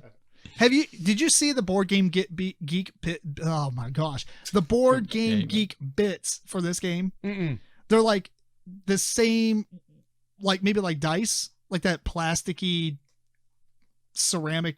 I don't know what to call it. Ceramic, plastic. More, they're heat transferred, so they look like the Yeah. Star Wars Destiny dice, where they have pictures, but they're really glossy and Yeah. stuff. Mhm. It's like that, but they're curved Curved, pieces. yeah. Oh, they're so good. Kind of like the stones or whatever, or the beads, I guess almost. Kind of, yeah. Anyway, I want to get it, but $45 for So this. expensive. It's- Yeah, it's the same cost as like the game, yeah. but they're nice upgrades. Yep. O for me is One Night Ultimate Werewolf. It's kind of like Werewolf, but you actually have information And good. and good. And good. one night. Yeah, and one night. You don't you don't kill your thighs. Yeah, it's the best 10-minute game that you're gonna find out there. So if you have a little bit of time, you might want to pick another game because you're gonna play this game over Yeah. and over again. It's 10 minutes, Again, but you're yeah. not playing it once. No, Right. Yeah. Yeah. I will say that it might be kind of driven about with the players that you're playing with. You do have to be able to bluff or share information. So if you have some people that are like, I ain't gonna say anything, I'm not gonna help out, that might not give you a good playthrough of the game. But with the right crowd, excellent game. That's when you just get the yes. powers to target them. Like, switch them with somebody you suspect is the Yep. werewolf Yeah. or something. I don't know. Just switch them. Yeah. Steal their role. My old game, old, The old game. old game, is Oracle of Delphi. I think it's Delphi. I said Really? Delphi a billion times, but I think it's Delphi. Oh wait, I'm thinking of a different one. Sorry. Oh, Mm. the game? I was thinking of an Oracle. Just Oracle. Oh, no, Oracle of Delphi. Mhm. It's up there somewhere. Yeah, right there. Behind Eric. Every game's behind Eric. Ah, yeah. George will like it because it's Stefan failed. It's Stefan Feld. It's amazing. You know what, though? It does not. It's not No, a it's Stefan not. Feld Yeah. game. It doesn't no. feel like a Stefan. It's like a Feld. race. So what you're trying to do is run around and collect these, do your goals. You have like 10 or 11 of them. I can't remember. Maybe 12. And you're trying to complete these goals by running around and doing stuff, right? And it's like go to these different color temples and go get these different color pieces and whatever. Fight these different color and mythological beasts. But what happens is every time you roll these dice, and it kind of dictates what actions you can take. Mhm. And even though you only have those actions, you still feel like, oh my God, there's so many things I can do. Because it's actually good that it gives you that, because otherwise there would be too many things to think about. Kind of slims you down to about 50. And you're like standing there like, oh, I can do this. 50 Now, things. Yeah. Okay. and now that I'm there, and on next turn, because like you kind of control how certain things, how the dice sometimes you can control how the dice move around, or you might have the cards that allow you to play a certain die even though you don't have it. So you can kind of plan ahead a little bit, but you're not planning ahead like massively.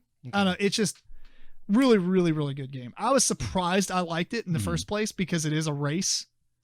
You know, it's Right. like the first to just finish complete it. their task And or get a back cer- to or a this- certain number or all of them. I think you have to complete them all and then get back to your ship, starting. the starting space where Right. Zeus is.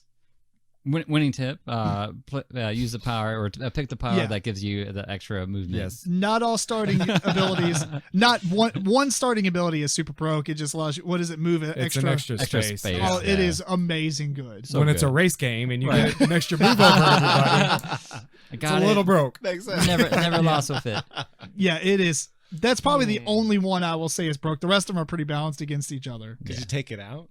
You could. I think maybe we played it again. I don't remember if you played with us, but we did not pick it. Okay. Yeah. Well. Were you here when we played with Jim?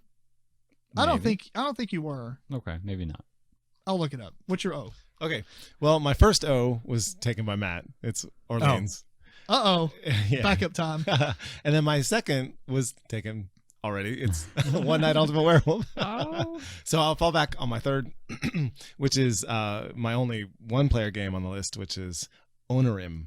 Mm. The, Oh yeah. Onirim. Onirim, even. And it can be played two-player, and I enjoy playing it two-player I think me as well. and Tim played it too. We did. Yeah, it's good either way. Yeah. But it's very nice one-player as well. And with all the expansions thrown in, it gives it enough complexity to make it really pretty fun. Mm-hmm.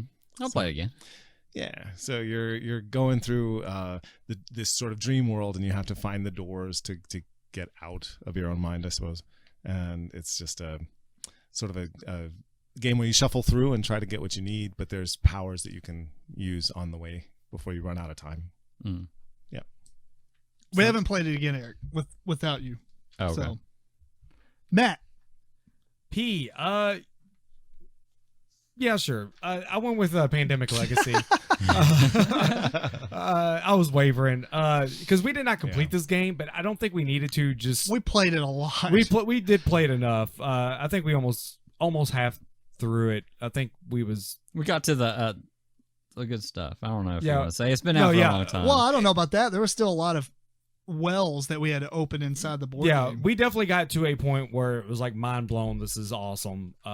So it was enough to see how good the potential that was probably left in the game.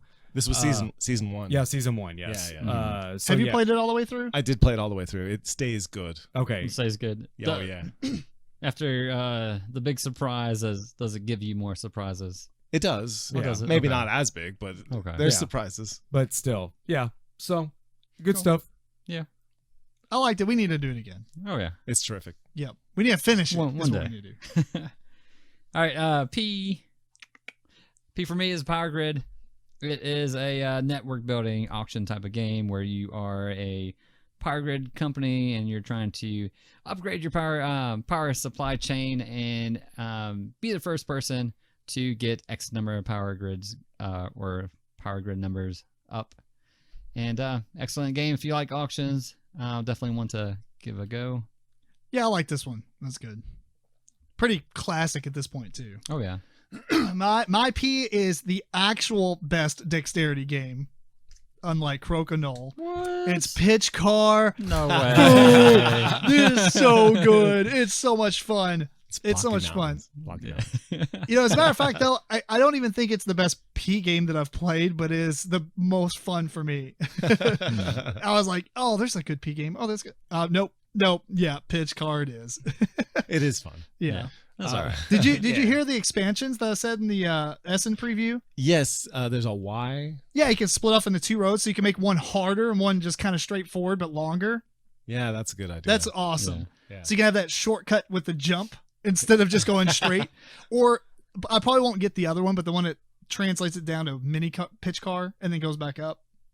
Oh, But I'd have to buy all the mini pitch car stuff, and it's an expensive game. Worth it. but it's worth. Yeah, if you already had the mini pitch cars. Oh yeah, you got to be jumping for joy right now. Yeah, That's clever. if because at one point Miniature Market had all of it on like 50% off. If I came across that again and bought it all, then I would buy that expansion. Yeah, Cool. So. Yeah, that would be good. So my P is Poseidon's Kingdom, and it's a game where you have this big wave mechanism that you put dice on, and when a certain number of dice are on there, their weight will cause the wave to crash and roll all the dice onto the board, and then you place them in rows where they've landed, and then you move your fish around the board to pick up the dice. And there's a shark that moves around to eat you as well, and cause setbacks for you, which you manipulate to eat the other people in the game. Nice. And the whole time you're also moving one of your fish guys around the tentacles of the Kraken, and the Kraken, each step around him has various powers and things. And you collect tiles, and they give you abilities. And when you've collected certain sets of them, you'll get points, and whoever has the most points at the end of the game retrieves Neptune's trident or some crazy thing. Anyway, you win the game. That's fair. But it's great because it's one of these Fragor games where all the pieces are ceramic and just really cute, actual like Christmas ornament sized fish, All right. and the wave mechanism is great. Good Nice. stuff. Eric, you did not pick Primordial Soup. Oh, it is an excellent game. George has it, and he agrees with me. I do. And I do. Primordial poop. Yeah, that was for Tim mainly. That actually meant two things. Yeah. Moving on to cues. Again, not a lot of choices, but I went with Couriers. It's a fun little dice building game. Make dice, kind of attack everyone. Yeah. Yes. It's deck builder, the dice game. Yeah, deck builder, dice game. And there's Or I guess not deck builder, but oh, it is. Yeah, bag builder. It's a bag builder. Bag yeah. builder. It's very fun. Yeah. So and I this like was it. pretty much the beginning of the whole Dice Masters. Yes. Yeah, thing, before so- Dice Oh, Masters. Yeah. Yeah. It had a couple of issues when it first came out, but in their later rule books, they sort of resolved those. Yes. Oh. Yeah. They resolved it, and they came out with new units that kind of address the broken ones. Yeah. Not that you had to play with them because you pick. Well, Right. kind of. You shuffle, but you Yeah. can leave them But it's out. nice if you could use all of the stuff that you get. Yeah. Right. Yeah, good choice. Cool. Cue for me was it was actually a Quest for El Dorado, since I just played it and I was like, oh, man, Q games, both the power of technology. I could see my cues now. Yeah. So although Quest for El Dorado was a pretty good game, if you like deck building as like a race game, check it out. But I'm going to change it to Quarto. Excellent abstract game. It is pretty unique in the fact that in this game you are actually giving your opponent the piece to play. So there is no other game that I can think of that you actually implement that kind of mechanic. Yeah. If you're an abstract game player, Quarto is definitely in the top 5 for me. Yeah. Well, although I will say that I guess 5th level Quarto players that are super good at it, and you're master to master. I hear that a lot of times, kind of like tic-tac-toe. If you really are good at tic-tac-toe, or competent at tic-tac-toe, you kind of most of the time could go into a draw state, Oh, really? supposedly. Huh. I mean, you're not going to get that good. Right. So it's Yeah, okay. Normal players, Quarto, fine. You're not going to get to that state, right? My cue is a new one, and it's the Quacks of Quedlinburg. Man, I really like this game. I mean, I haven't played the physical game. We've only played it on Tabletop Simulator, but it is phenomenal. I mean, you were right. You told me that I was going to like Oh yeah, this. I know you like bag. Oh, that Bag, pressure luck, pressure luck. drawn from the Draw from the bag. bag. Oh, this is, yep. Yeah, And there's an expansion. There's an expansion coming. There is, it's yeah. already out. I think. I think it is the already Witch's out. Brew. I Oh, think. yeah. Right. Okay. Yeah. Oh, it's Have, out. have you played it? No, I haven't. No. Oh, it is I didn't even get to so- play it online with you guys.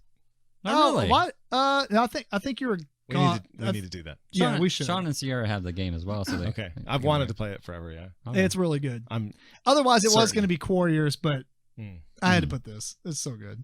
That is good. yeah, great choice. Yep. Okay. Q. Q. Thank you. My Q choice is Quantum, and it's a game where you have dice that represent spaceships, and the die that are small numbers. Well, first of all, the number is how far you move. So huge, powerful ships are small numbers, but they move slowly, and higher Which makes numbers sense. move really fast, but they're fragile. Mhm. And so you fly around these planets, and you try to establish bases or area control over them to get cubes off of them that are energy cubes, and then you can use those to power different things. You get like sort of tech trees going. Each of your ship types 1 through 6 also has a special ability that you can use on your turn, like warps or I don't know, different things. Can't remember now. Tractor beams and just all kinds of stuff. It's just a really clever sort of combo-tastic, almost abstract game. I think I've seen this quite a bit of times online. People are praising it. That's good. Is it? Mhm. Yep. For R, I probably, I don't know if Tim would have it on there or not. Yeah, he probably does. But You guys agree on a lot of them. yeah, I chose role player. I Role players so far down. it's weird. The two games It is the only R game. Well, there was one more that I'm thinking George might say, so it was weird. Oh, no. It was like there was two games. I was like, well, either take Tim or George's, but Yeah. Well, go ahead. You can take mine. So. no, I'll let you get to You it. do And your say thing. It's all right. I'll still talk about it. unless you manipulate the alphabet again or something, and put some surprise game there. Yeah. But yeah, role player. Mainly just because of the feel from old RPG game days. It does have that feel of making your character and stuff. So yeah, it's good stuff. Yeah. So And that's one of your favorites. yeah. R for me is Rising Sun. Great minis, dudes on a map type of game. It does address one of the issues that I typically don't like about a lot of dudes on the map kind of risk games is the tendency to turtle up. Wait, have a big battle. So in this game, you are kind of not really forced to move around, but one of the big scoring mechanisms in the game is that you want to get you want to win a battle in different locations every round, because every location will give you a tile at the end of the game. Depending on how many locations that you've been able to win, it's going to give you abundance of points. Not that that's the only way to get points in the game, but it does provide the means or wants to move around. So I do like that. But excellent game. It has ability to go into temporary alliances as well, and then it has a bidding mechanism in it during battles where you're trying to either take a hostage, or you might try to kill yourself for points, or you might bid on using, or you might bid on making a poem about the battle, which will give you points for every guy that died in the battle. So it's pretty cool. Yeah, it's really good. It's the second best come on game. Which is Come on. first? The Grizzled. Okay. I don't know. I got that. I haven't played the expansion, but I own it. Oh, okay, yeah. I just got the Armistice edition. Oh, did ya? yeah, Okay. that's like everything or It's whatever. a campaign. Oh, Yeah. that's awesome. I heard it's way different though. Oh, Is it? I don't know. I don't know. You still got the Well, base game too. I Okay, guess. yeah. I was looking at my R list and see if I could choose a different. I can't come to it. I have to do role player. Yeah, no. it's- There's a bunch of other games that I would have picked, but role player is definitely leagues above the other ones for me. Such a great game. It's amazing. I like the idea that you have all these options to mitigate your dice, even though maybe it's a little too much mitigation, but at the same time, you do feel good in the end that you did well. Mhm. So, it's just, if you like the idea of building a character in D&D 3rd edition, you want to live that nostalgia through an actual game, here it is. If you don't care about D&D or anything like that, it's still a really good game if you picture it more like a Sagrada style game. Yeah. Mhm. If you haven't seen it, we did a Sagrada versus role player. It's on YouTube. Check it out. So Okay, real quick. What did you think I was gonna pick? Room 25. Yeah, that's on my list, but I didn't pick it.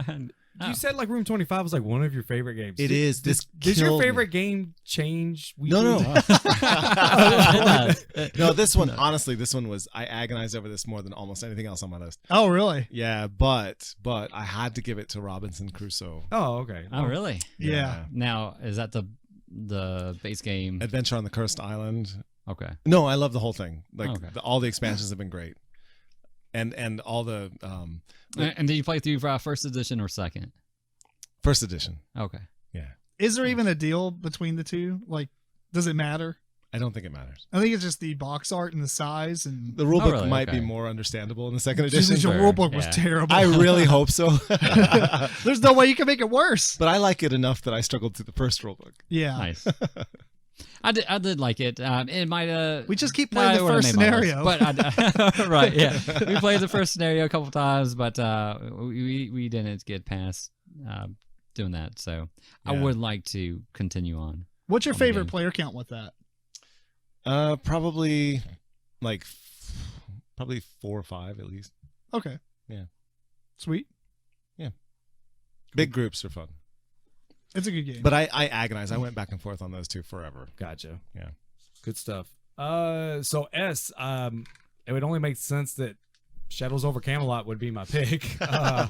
So yeah, Shadows over Camelot. It's a classic. Social deduction. but every action you take always looks shady. I always thought that was a lot of fun, and but yeah, it's a good time.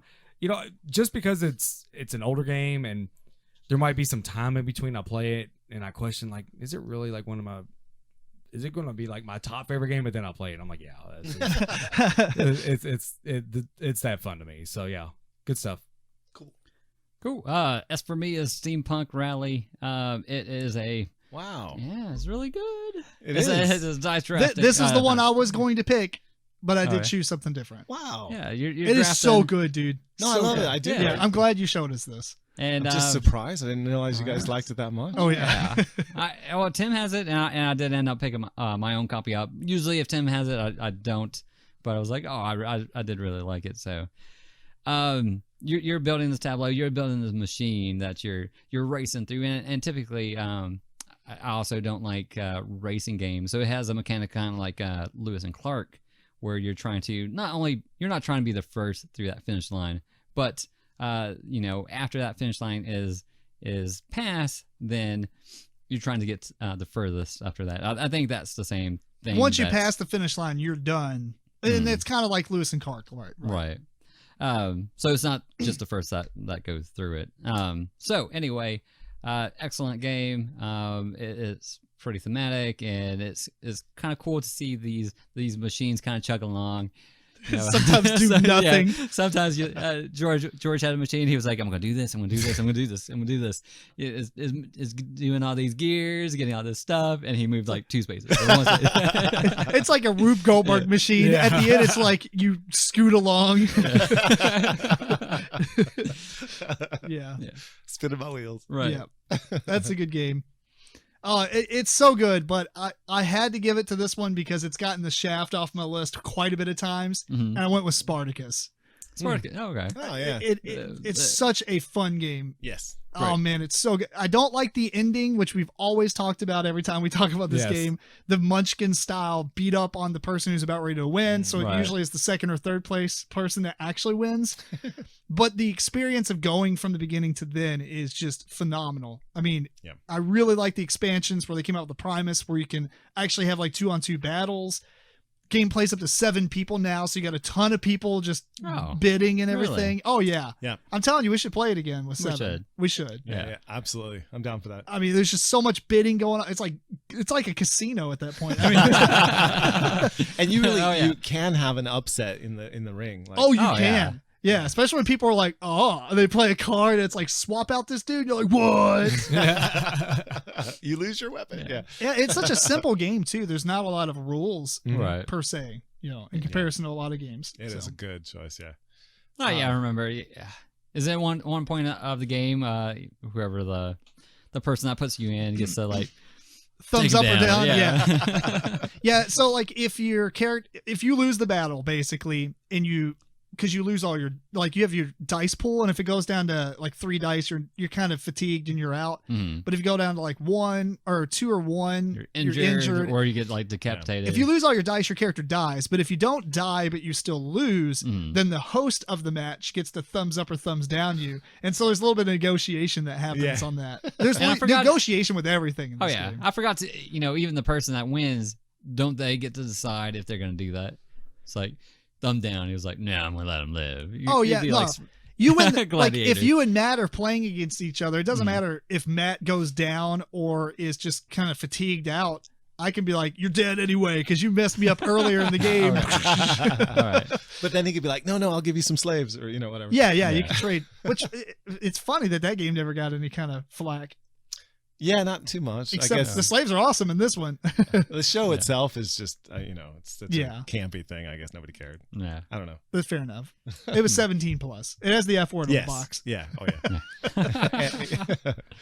Okay, so my S, I just thought. Oh, Shadow Rift is a deck builder where Matt, you would really like this, I think. Really? you go up against these monsters that come at this town, and so the town is represented by a deck, and the monsters, they're not passive like they are in what's that one, Thunderstone, where they do nothing. They just sit there and you just build up some points and kill them. In this, the monsters come into the town, and if the townspeople are out on the street when the monsters get there, it'll say which townspeople this monster goes after, and it'll kill the boy, or it'll kill the guard or whatever. So you're actually losing townspeople, and if you get enough corpses in your town, that when you go to resolve all the town cards, all 5 of them, and they're all corpses, you've lost.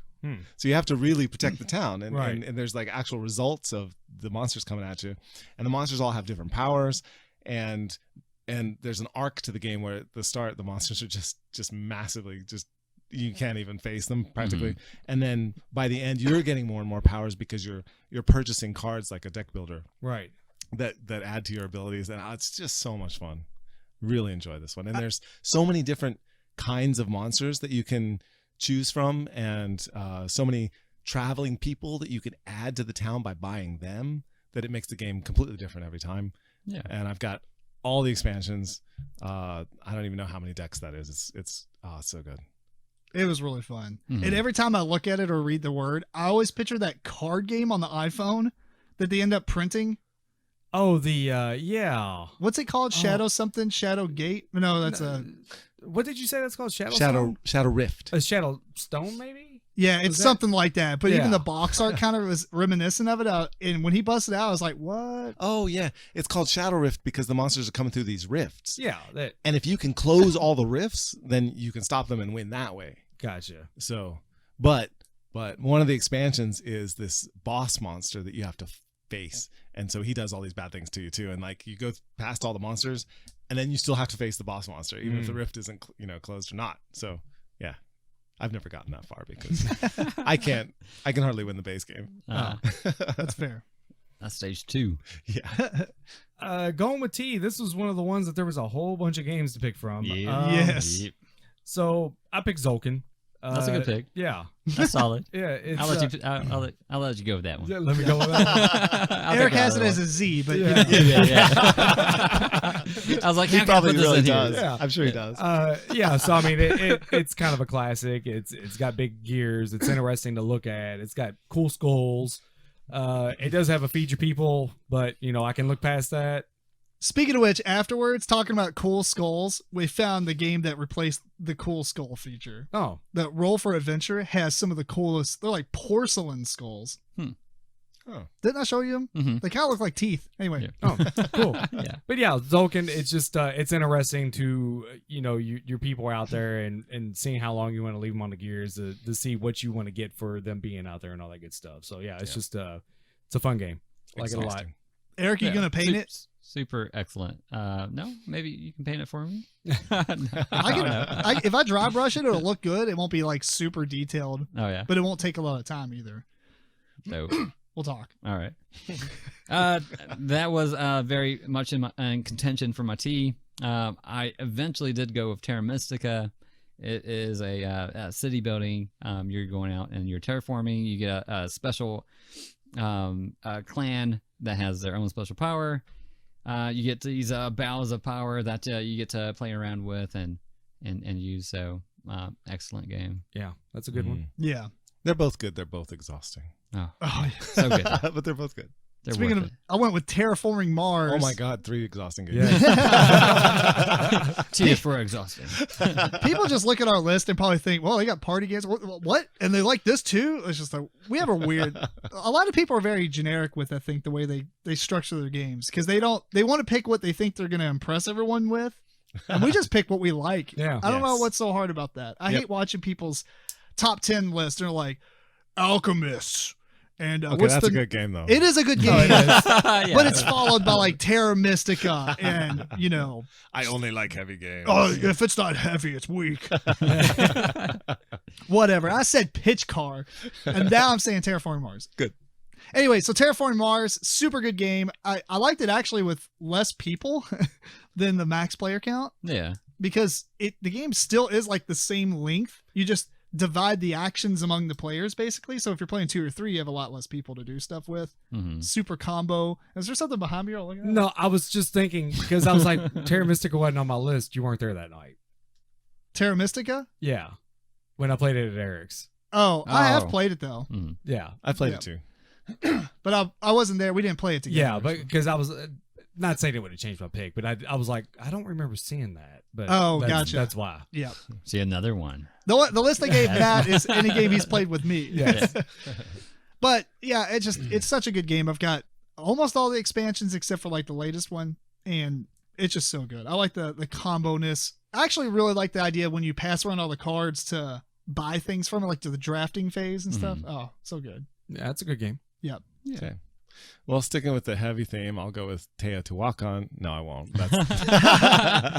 Which is actually pretty good as well. Not as good as Zoken. Other people will but it's disagree, definitely not for me. Anyway. Have you played it though? No. Oh, okay. It's for you. Okay. It's pretty good. Okay. I'm going to change it up and go with something light. Something as light as Ticket to Ride, but it's not Ticket to Ride. It's better. It's Turn and Taxis. Oh, yeah. And that's like Ticket to Ride, where you're making routes across the board, but you're doing it by card draw. Oh, you do that in Ticket to Ride too. It's really a lot like Ticket to Ride, Yeah.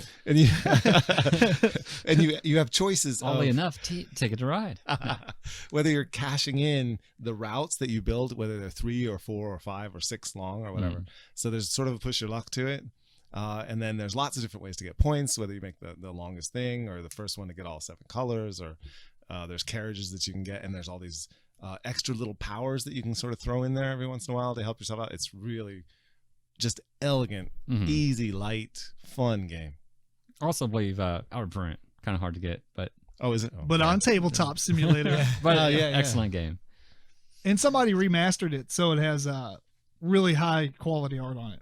Oh, On Tabletop Simulator. like different from the art of the it game? it was really no, what I mean is somebody put it on there once and it was very pixelated, Oh. terrible scans and stuff, and now it's like really nice. Oh, good. So we should play it. That's the only reason we didn't play it last time when you said we should play it. So it's like, wow, this thing looks like Oh, that's right. Garbage. Yeah, it did look really bad the It one was- we saw. yeah. So it was. There's too many games on there to play to play a game that's half done. Yeah. But yeah, go to Tabletop Simulator, people. MeepleCore, brought to you by Tabletop Simulator. We do. At this point, yeah, we're doing them some justice. Yeah. Moving on to you, I think the choices were slim on this one, but I ended up going with Unearth. I guess it's a nice little family weight game. I like the fact that it does have like the different style of dice. So you got like the D10s and 4 and whatever. I can't remember all of them, but it's essentially like all your typical D&D dice. D&D dice, right? And I don't know, it's just a nice kind of light game. You're just kind of building your little world or whatever. I love the card art. Card art's cute. So I like the bidding part of it yeah, because when you're rolling the dice and sounding them to right. try to win them, Yep. it's good stuff. And I think the lowest person gets something too, right, or something like that, or Yeah, it's like the highest roll and the lowest. yeah. So Yep. kind of go 2 different routes if you want or whatever. So good stuff. Cool. Yeah, I liked it. I did I kind of just mashed them all in Eric there. did exactly what I did. Eric did But exactly what I unlock did. games. Unlock games. Cooperative. Is that cheating, game. Matt? Is that cheating? No, but I probably would have picked that over on others. I guess I didn't realize it.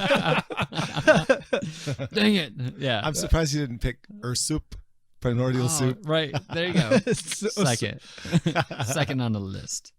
Unlock games, like I said, it's a cooperative game. It's all cards, but it's similar to like an escape room feel. You're going through, you're trying to, integrate things into each other to make numbers work. You're trying to find different things on a card. So Escape Room, the card game. yeah, basically. I haven't seen what they've done lately with that, but I know that they did the Wizard and Oz one. That one was fantastic. Oh, we played that. Oh, did you? We played it a couple weeks ago. Yeah. Oh, really? Okay. Yeah. So y'all did play it? Oh, man. Have you played it? I want to borrow it. Yeah. It's they did a really good job with that. I hope they kind of get more IPs and kind of do stuff like that because it was really good. That So, sounds yeah. cool. Oh, yeah. it was that was. Speaking of, have you played a lot of the unlocks or no? I've played a few of the unlocks, not a lot. Is unlock your choice? No.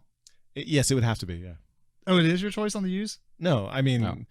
I thought No, you I'm meant just of escape room game. No. Okay. Well, I agree with that. But anyway, what I was going to say is, what is your favorite unlock game so far?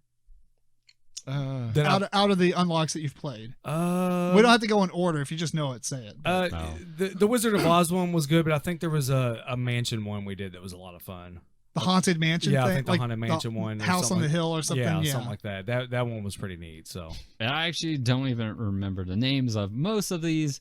Well, the but- actual name, but you probably remember right. the adventure. There was one where you were like, you did spells and whatnot. That's mine too, which is yeah. odd because it's a demo. Was that just a demo? It's that was the best one. Yeah, I agree. That was my favorite as well. It's like an RPG kind of. Yeah. You start off and you have like this spell list, Yeah, you can and do these it's spells. like ice ball and fireball and like lightning. Yeah. Huh. Yeah, and you walk around and you try to match them up so they do different things. So you can melt things and catch things on fire and. It seems like cheating. I'm in the escape room. I just melt the wall. It's fine. We could Well, use it on everything. it but- punishes right. you a lot if you do the wrong ones. Oh, okay. Yeah, like timer things at all time. Right. But it's a 30 card one. It's only 30 minutes.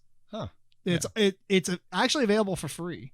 We played it on Tabletop Simulator because it's much easier to have the cards. But it's actually one you can go on the website and print them out. Okay. Yeah. Yeah. Or just tabletop it.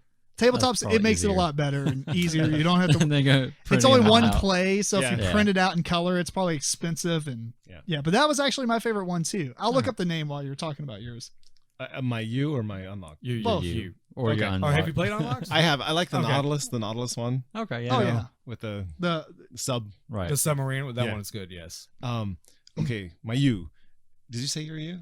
I said my unlock as well. Oh, you're both unlocked. The let's see.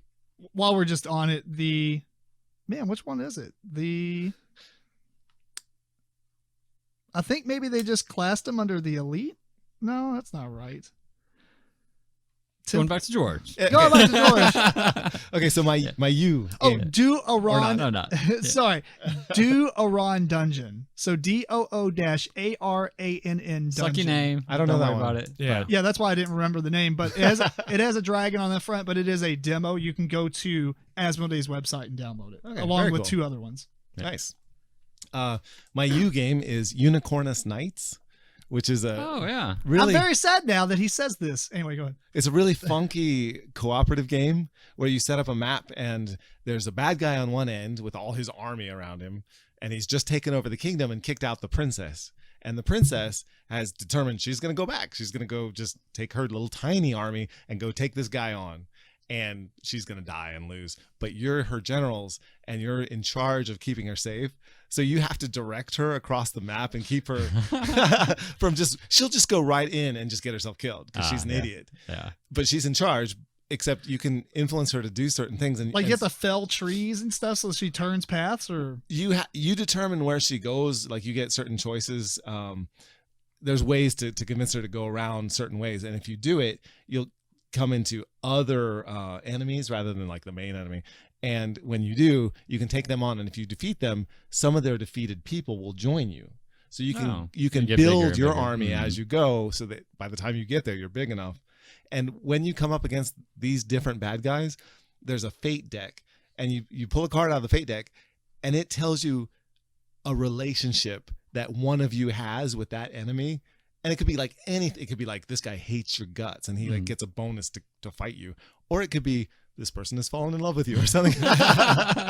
And they just join you. They just join you and help Oh, you. And nice. it's like, it's just this random craziness. And the whole game is just this bizarre story that almost always ends up where you can just barely figure out logistically how to make this happen. And it's this really clever puzzle. And it really is a game of logistics and just trying to make the numbers work and how you're trying to get across the map. It seems like it should be terrible, but it's always been really fun. man, Is this a AUG? Yes. Okay. and they had it on sale for like $20 Right. at Oh, Gen yeah. Con. Yeah, I've it heard never a lot caught of- on. I don't know why. I don't know why. Yeah, maybe the artwork or something that It's kinda, very anime. Yeah, that maybe led people to believe that it wasn't going to be very good. But I've heard a lot of other people say that they've enjoyed their experience. Yeah, Yeah. I like it. Good stuff. Starting the V's off, I went with viticulture. Yeah. So Yep. yeah, it's you're making wine. It's good stuff. I think one of my favorite things about this is the El Grande, or is that what he is in that? Or the Big bigger worker. meeple. yeah, the big meeple. I think it's the El Grande meeple. yeah, whatever he is, because unlike a lot of I think it's just called Grande meeple. unlike a lot of worker Which means placement he's games, big. it's first come first serve. You're locked out, whatever. But this guy always allows you to be like, no, my dude's big. He's coming in to do this anyway. Yeah. So Yeah.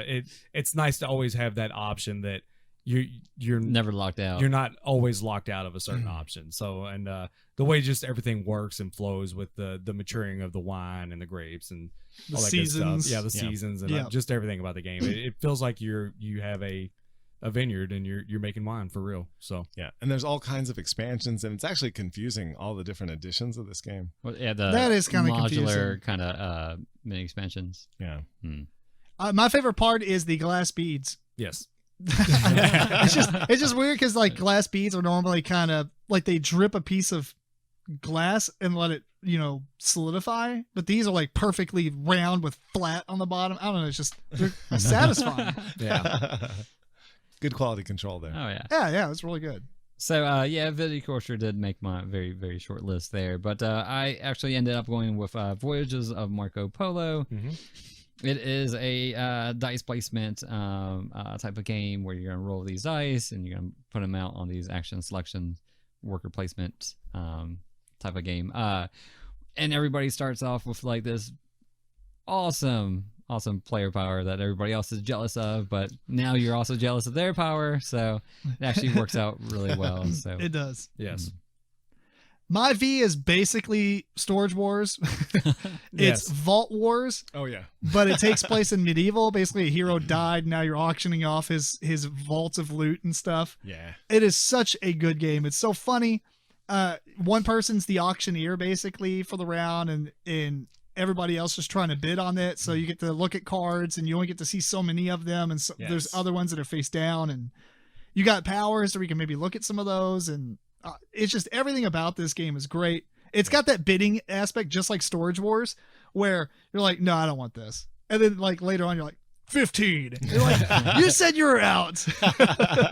So if you like bidding games, and you like bidding games where you're not messed up basically because of seating position, this one is open. No, it's not open bidding, but it goes around the table, but you can pass and always come back in, which I really, really enjoy. I think that's a great game, and the fact that you can't see everything in the vault because it's behind other stuff or whatever. That's And you so see good. different stuff than the other person. You're like, Yeah. what is he put in 24? Or is he just jerking me? Yeah. it's Yeah, so right. good. Trying to get you to siphon all your money out of there. Yeah.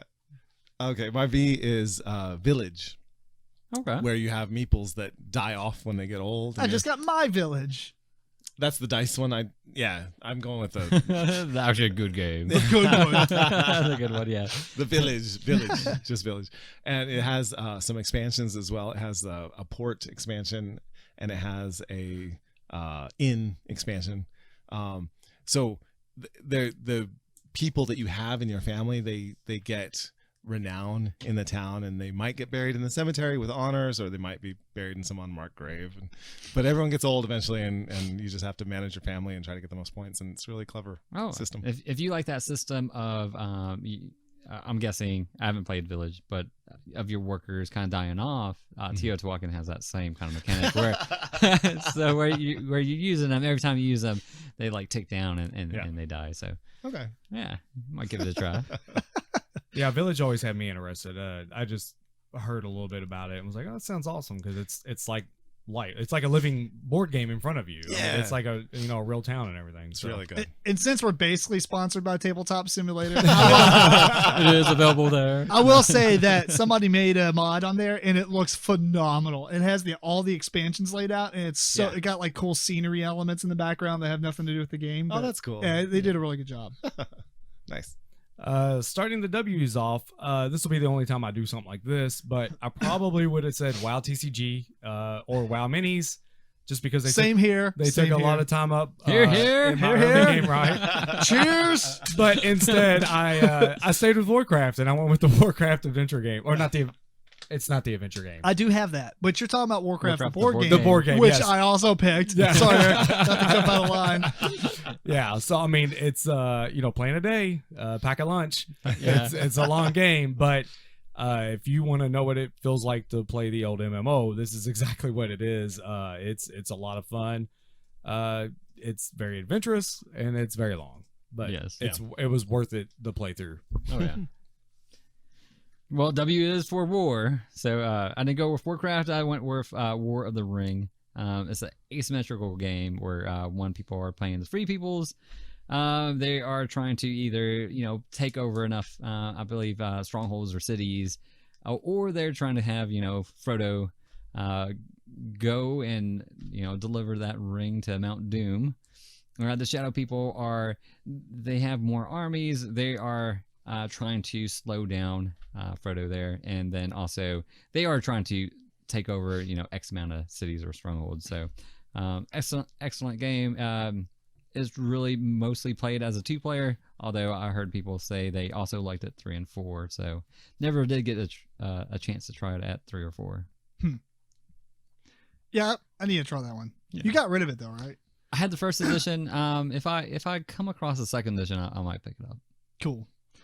I would have put War Machine, but again, I'm not putting hobby games on here. Obviously, it's my number 1 game anyway. But I did go with the World of Warcraft board game. Such a definitive MMO experience in a board game. It is phenomenal. It's also a phenomenal length of time.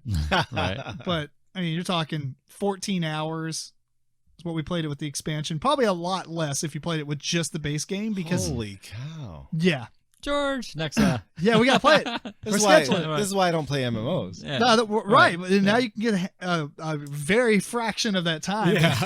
Experience the same thing in a board game. Right. Because, I mean, like your characters, if you like WoW, even if you don't like WoW, you can play the characters and build them in different ways. Like you can play a shaman and literally play him differently, like at least 3 times. You can spec them out. You spec them out with different talents and stuff. And there's so many weapons. Oh, yeah. The amount of weapons and stuff that comes with the game is unreal. It is unreal, especially if you got both the expansions, which I do. Oh, yeah.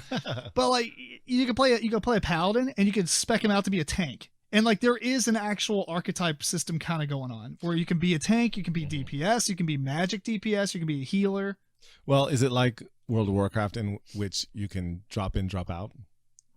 No. Oh. But George just wants to show up. Yeah, Join the party for a little bit. I'm not sure I could do a See, guys. 14-hour. it's pretty good. I mean, we get you pizza take- and everything. It's kind of like doing your time out on a job. You got some breaks. You take off for lunch. Yeah. Yeah. And I will say, even though it is 14 hours and you know that you're playing at 14 hours, it does not feel like you're playing 14 Not hours. at all. It goes fast. It goes by really fast. You play 3-on-3 or 2-on-2 for the most part. I mean, you can play uneven teams. I don't recommend that, but and even the downtime, you're just sitting there thinking. yeah, It's- the other team takes 30 something minutes on their turn. No You sit joke. there. Oh my God! Can we put a movie on? But actually, while they're doing that, you have to use all that time to plan. Oh, this is not helping. Oh, it is so fun. It is so fun. Okay. So good. So good. All right. Well, I may try it one day. Those eyes said no. Yeah. I like it. Sounds good, but Yeah. So my W, there are a couple W games that I've already talked about on other lists, so I avoided those. Although again, this would have been just a really difficult choice for me. And I went with one that I haven't talked about before, I don't think, which is Walnut Grove. And this is a game that you lay tiles on your farm and you create fields that produce goods, and you get those goods, and then you're in town and you go around this board in town and use the goods to get different things to upgrade your farm. And it's a one-way track in town, and when you pass certain spaces, you have to pay taxes or, pay the post office, I don't know, different things. Anyway, and you can block spaces off, by going there. So it's this kind of vicious interactivity to it where you block somebody from getting what they want, but you can go as far as you want in a sort of Glen Moore kind of fashion. It's a really good Euro game, one of my favorites. Yeah, cool. Good stuff. So we're going down for me at least, the lonely road of. The lonely road of that. There's not a whole lot of games in these next 3 letters. Yeah, it's very true. Yeah. So X, oddly enough, before we had the podcast, I had to have Tim explain this game to me because it's the only X game I got. But Xenon Profiteer. It's just been that long. Yeah. Yeah. It's reverse deck building essentially, from what Tim told me. No, but after he explained it to me, I did remember enjoying this game quite a bit. It was different. Yeah, it was different, but it was enjoyable. Yeah, and it didn't seem like it took that long, I don't think, to play it, but it was fun. No, it's like an hour, Yeah. something like that. I've heard good things. Oh yeah. I recommend it. So X for me is XCOM the board game. It's an app driven game. It does have real time elements in it, which I typically don't like real time elements in games, but I did like it in this game. Everybody has their own little job to do. So if you haven't tried it out, I recommend it. Yeah, it's fun. It is. I didn't have a lot of X games either, so I just went with Xenon Profiteer. I mean, which is not a bad X game. It is a really good X game. Yeah, XCOM is really good as well, but I really did like Xenon Profiteer. Basically, to add on to what Matt was saying, have you played it? I have not played Xenon. Well, you start off with a deck of cards, kind of not a super thick deck, but you're trying to build air packets and then extract the Xenon from them. So in order to thin your deck, so to speak, the typical term that's used in deck builders where you make less cards and you draw, you don't draw from a huge deck of cards. You have to collect a packet of air, which is representative of like 5 cards, I believe. Okay. And then once you turn those in, you get to keep the Xenon. And then you're collecting those. You can buy these upgrades and stuff. And it's the first person to really buy like 5 or 4 upgrades. I can't remember exactly. Maybe it's 5. And then, but the upgrades are at different points. So you can go the route where you buy real quick ones and try to end the game fast. But if somebody buys a really hefty one, they might have the same amount of points you do in 4 cards, but in 1 card. So you do like, whoa, put the brakes on, it's kind of idea. So, and are you trying to save the planet as well? I don't know what the actual premise is. We don't read that stuff. I think you're clearly only trying to extract Xenon and be a millionaire off Xenon. Yeah. Right. It's not because it's harmful to the environment? No, I think it's for profit. Okay, I great. mean, it's called Xenon Profiteer. So yeah. Right. Okay, fantastic. All right, so my X game is Zalapa. Did you have a lot of choices? I have several choices. I can go with some more if you like. No, that's cool. No. Keep it to one. Okay, Zalapa is the third, and I've probably talked about this one too, but it's the third in the series of Dimension, and then Uluru, and now Zalapa, where you have a series of cards that all have conditions that have to be met, and then you have a board, and you're putting glass beads on it in order to meet the conditions all at the same time. That was the sound of the glass beads. It was really weird because your hands went like this, and it was like your hands went ding ding. I was like, clearly did that not come from that angle? Eric is my Foley artist. Right. Yeah. Do it again. So, come on. Right, so you're It's trying not to even going to show up on the podcast audio. We're just talking. Eric dinged his cup, and it sounded like George was hitting his microphone. And I was like, with the glass beads. So you put these glass beads on your board, and then you're trying to solve a puzzle where you make all these conditions satisfied at the same time. And so it's this really difficult mental puzzle. It can get really challenging. It's the most challenging of those 3 games, and those 2 are challenging enough, Uluru and Dimension. And this one is my favorite of the 3, Zalapa. Cool. Zalapa. Cool name, too. Yeah. Going with Wise, I only had one choice on this, but it is a good game. It's not just by the fact that it's the only one, but Yashima.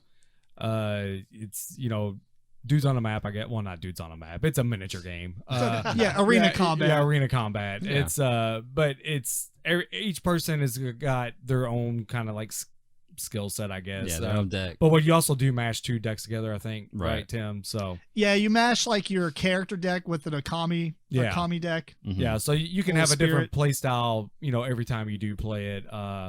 And everything's real, orientated on where you stand versus where these actions all happen on the grid. So it's interesting. So yeah, Yashima. Cool. For me is Yokohama. It's like a worker placement type of economic game where you're putting out these I forgot what their names are, but you're putting out these helpers. Your main guy can move around, do these actions, more stuff that he has over there, the better that action is going to be. It looks really complex for someone that is just coming and looking at it, but actually all these places are just actions, and they're pretty simple actions once you know what everything means. So definitely recommend it. Don't shy away from it because it looks pretty complex. Yeah, I didn't think it does. looked complex and involved, but it didn't seem Right. that hard of a game either. So I like Yashima. I'm gonna go with Yashima, but I'm gonna talk about a different game. Just because my Z is not that awesome, so I want to have something else to talk about before we're done. Yeah. Yashima's a really good game, and I will say it's my pick. But I'm gonna talk about Yahtzee Free for All because I feel like this game needs a little bit more love. Huh? Have you played this? No, you surprised me. This game is phenomenal. Like as a Yahtzee game, it is so good. I actually wish that more people would hear about this. It's basically there's a deck in the middle that you flip out a couple of cards. There's like 3. And it tells you what you need to build, like maybe a 4 of a kind or a full straight or maybe like 5s.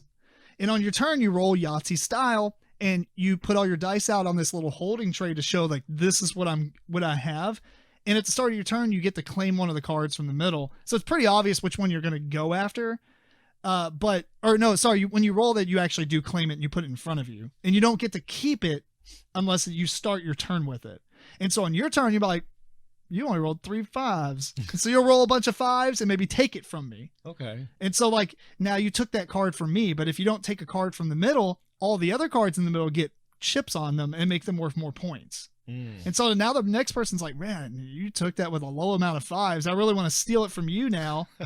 But these other ones are more attractive. Yeah. And so it goes back and forth. It's a good mix of stealing from each other and buying the cards from the middle. And then once the deck runs out, whoever has the most points wins.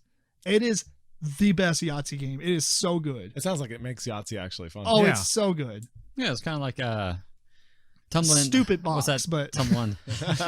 Yeah.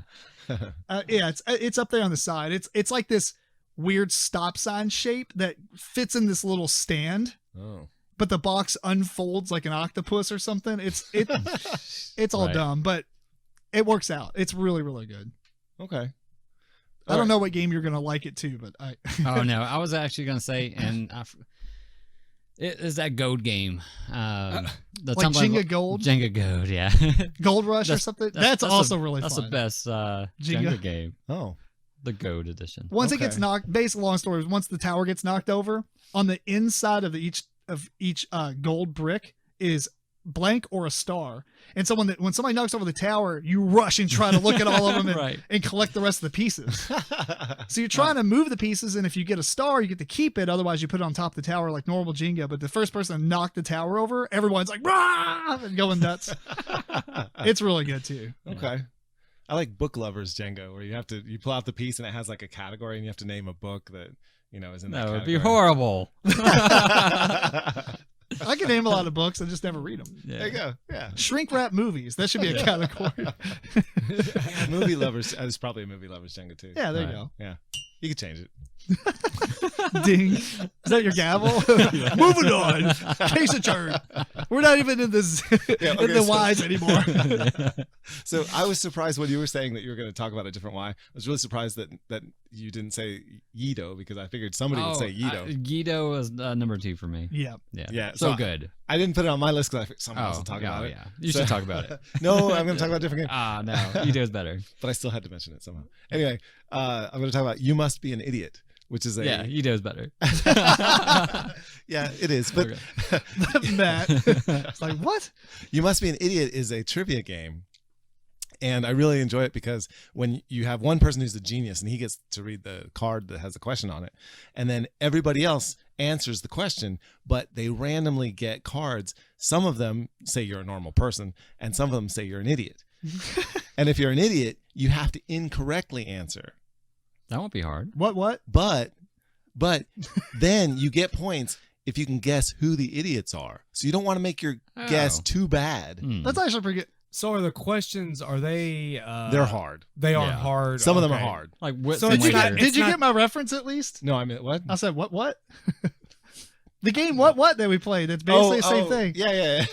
You roll the die and you have to answer it correctly or incorrectly. Right, but this is like a little bit There's more little, strategic. So you get it's points probably good. if you get the answer correct and you're not an idiot, you get points. You get points if you're an idiot and people don't figure out that you're an idiot, you get points. You get points if you figure out who the idiots are, and you get points for something else. Can't remember. It's now. like Dixit, the village idiot. There's lots of ways to get points. Mm. And so you want to sort of cleverly say, what the wrong answer is. And sometimes you just don't know the answer. So you put Right. down the answer and it's wrong and you look like an idiot, but you're not an idiot. Right. Which is Nice. pretty funny. That actually sounds really good. Is it a party? Like, Yeah, it's a party yeah. party game. Yeah, Oh yeah, maybe it's you really should pretty bring good. it over. Have you played it? No. Mm-mm. Oh, you should bring it over. Yeah, for a trivia game, it's pretty good. Yeah, Sweet. sounds neat. I'm always a fan of trivia games where you can be wrong. Yeah, Yeah. And you're like, Still do all right. Yeah. you must be an idiot. Again, Z. I think I had one. This is not going out with a bang. Yeah. At least we're ending on George. Yeah. Bring something good to the table, Yeah. George. Oh, I got it. He'll say something in German, I'm sure. Yeah. I'm gonna guess yours. That's the easiest way, honestly. Schweinhänder. I don't know if that's a Z, but Zombie dice. Zoffin Buffalo. Yeah. did you go with zombie dice, Matt? Zularedo. I went with Zularedo. Oh, okay. Yeah, got Yeah. it. So it's animals. You're trying to put animals in a zoo. I mean, Yeah. it's tile placement. yeah. It's not like the most thrilling game in the world, but I mean, it's not bad either. But it's fun and it's got fun. animals. It's fun and it has animals. So Yeah. yeah, it's Yeah, you can make animal babies. make animal babies. So, Yeah. yes. Zularedo, the dice game, is fun as well, Okay. and a little quicker. Yeah. Yeah. Good stuff. For me, I put zombie side. Whether it be zombie side or Black Plague. Probably Black Plague is Oh, better. did you play this with Gary or something then? No, I had zombie side. He has really? like every zombie side ever made. No, Really? I got it all. Yeah, I got rid of zombie side. I have Black Plague and Green Horde. So And They it's- just went on a zombie side spree of buying them all. I got everything cool mini. So even though we kind of took it out of the news, I guess you need the Machete expansion. Machete expansion. Danny Or- Trejo. yeah, the Danny Trejo. Right. Yeah. Okay. Yeah. I'll pick it up. Did you know that? Did you see that? no, but I think I can imagine it. That's awesome. He's man. actually he's gonna do voiceovers for the new campaign and the app and stuff. what is it? Tab. What did we say it was? Oh, Come on, has this new thing. where you- Tibero. Tebero, that's right. Was it? Tebero. I'm not entirely sure if it's for that or not, but Oh, it should he be. is doing it. I think it said a zombie side expansion, so I took it out of the news, so I don't. I thought it was just a sculpt of them. Aw. Is what I thought. But if Well, he's doing all right. voices, he could do it for Tebero. Bonus if you did not listen to the podcast and you're only seeing this as a video or something, because I did screenshot the Instagram thing. First off, look at that. Brr. It says This is great. that's right, folks. Danny Trejo is officially joining the Zombie Side with a very special set. Wow. Zombie Side Second Edition is live on Kickstarter, as well as Danny Trejo's set. We're sure you're as delighted and surprised as we all are to see a real legend. I'm pretty see surprised. real legendary Danny Trejo not only voicing the video for our campaign, but also appearing in it. yeah. So that's Oh, what it was. okay. Yeah, I doubt there was Aw. anything app wise. So he's in the second edition of. Buy my expansion or I'll kill you. I'll do the fake spin. Yeah. The best part of the movie. I went kind of cheesy. I went with zombie dice There you go. because Mm. I've played this a billion times and it is one of my go-tos for anyone who's never played games before. I mean, it's a good game. It is right? actually, yeah, I like it. I don't like the school bus. No. School The bus. school I bus- forgot What, the I Santa remember- Claus. The Santa wasn't bad. No, Santa and the other one, the Santa and the hunk and the hottie are Yeah. awesome. Those are kind of fun. Those but are auto includes. the bus is kind of Yeah, the bus is there. But I mean, it's a really good game, and like I said, I've shown so many people this game that Steve Jackson should be proud. So Yeah. I want my royalties. I haven't played this in a long time because I spilled it in my storage, and all the dice like went underneath. And he was all- like, it's not even worth picking up. I wasn't gonna move all this, the whole. It'd be shelf. easier to buy another copy. Yeah, that's true. But that's a good choice. Yeah. My Z is Dark Age Z. Uh-huh. Oh, whoa. No. This is not how we go out. No. If the Z is by itself, it My Z is counts. No. Xeno Shift. I mean, it's like highlighted. Dark Age starts with X. Z. Right. So, Go ahead, George. this, All right. this is Skirt the rules. a Euro game where it's a tower defense Euro game, and you you move along this track, and you gain cards that are these warriors, and you put them either on one of two battlefields, because you have battlefields between you and the players on either side of you.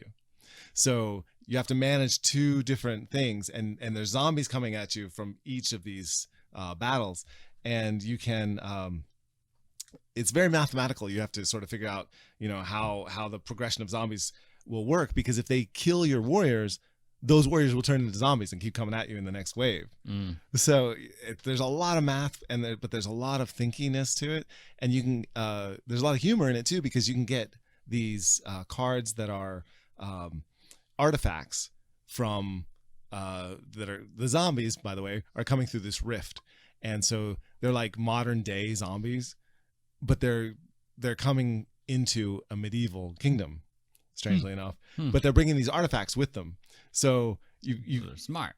yeah. so you'll get these different things, and they all have like funny names or whatever, but they're things like pistols, and, Yeah. but you call them, I don't know, like there's Bangers. And yeah, I like don't know, who whatever. knows, Like they don't know what they they are. have no idea, Because but they've they never know what seen it they before. do. Yeah. Yeah. It's really funny. That's cool. But the whole game is it's really tight Euro. That the way that you get points is you kill zombies, and sometimes it's in your interest to let certain zombies through on one side of your kingdom rather than the other to mess this guy up. It's really good.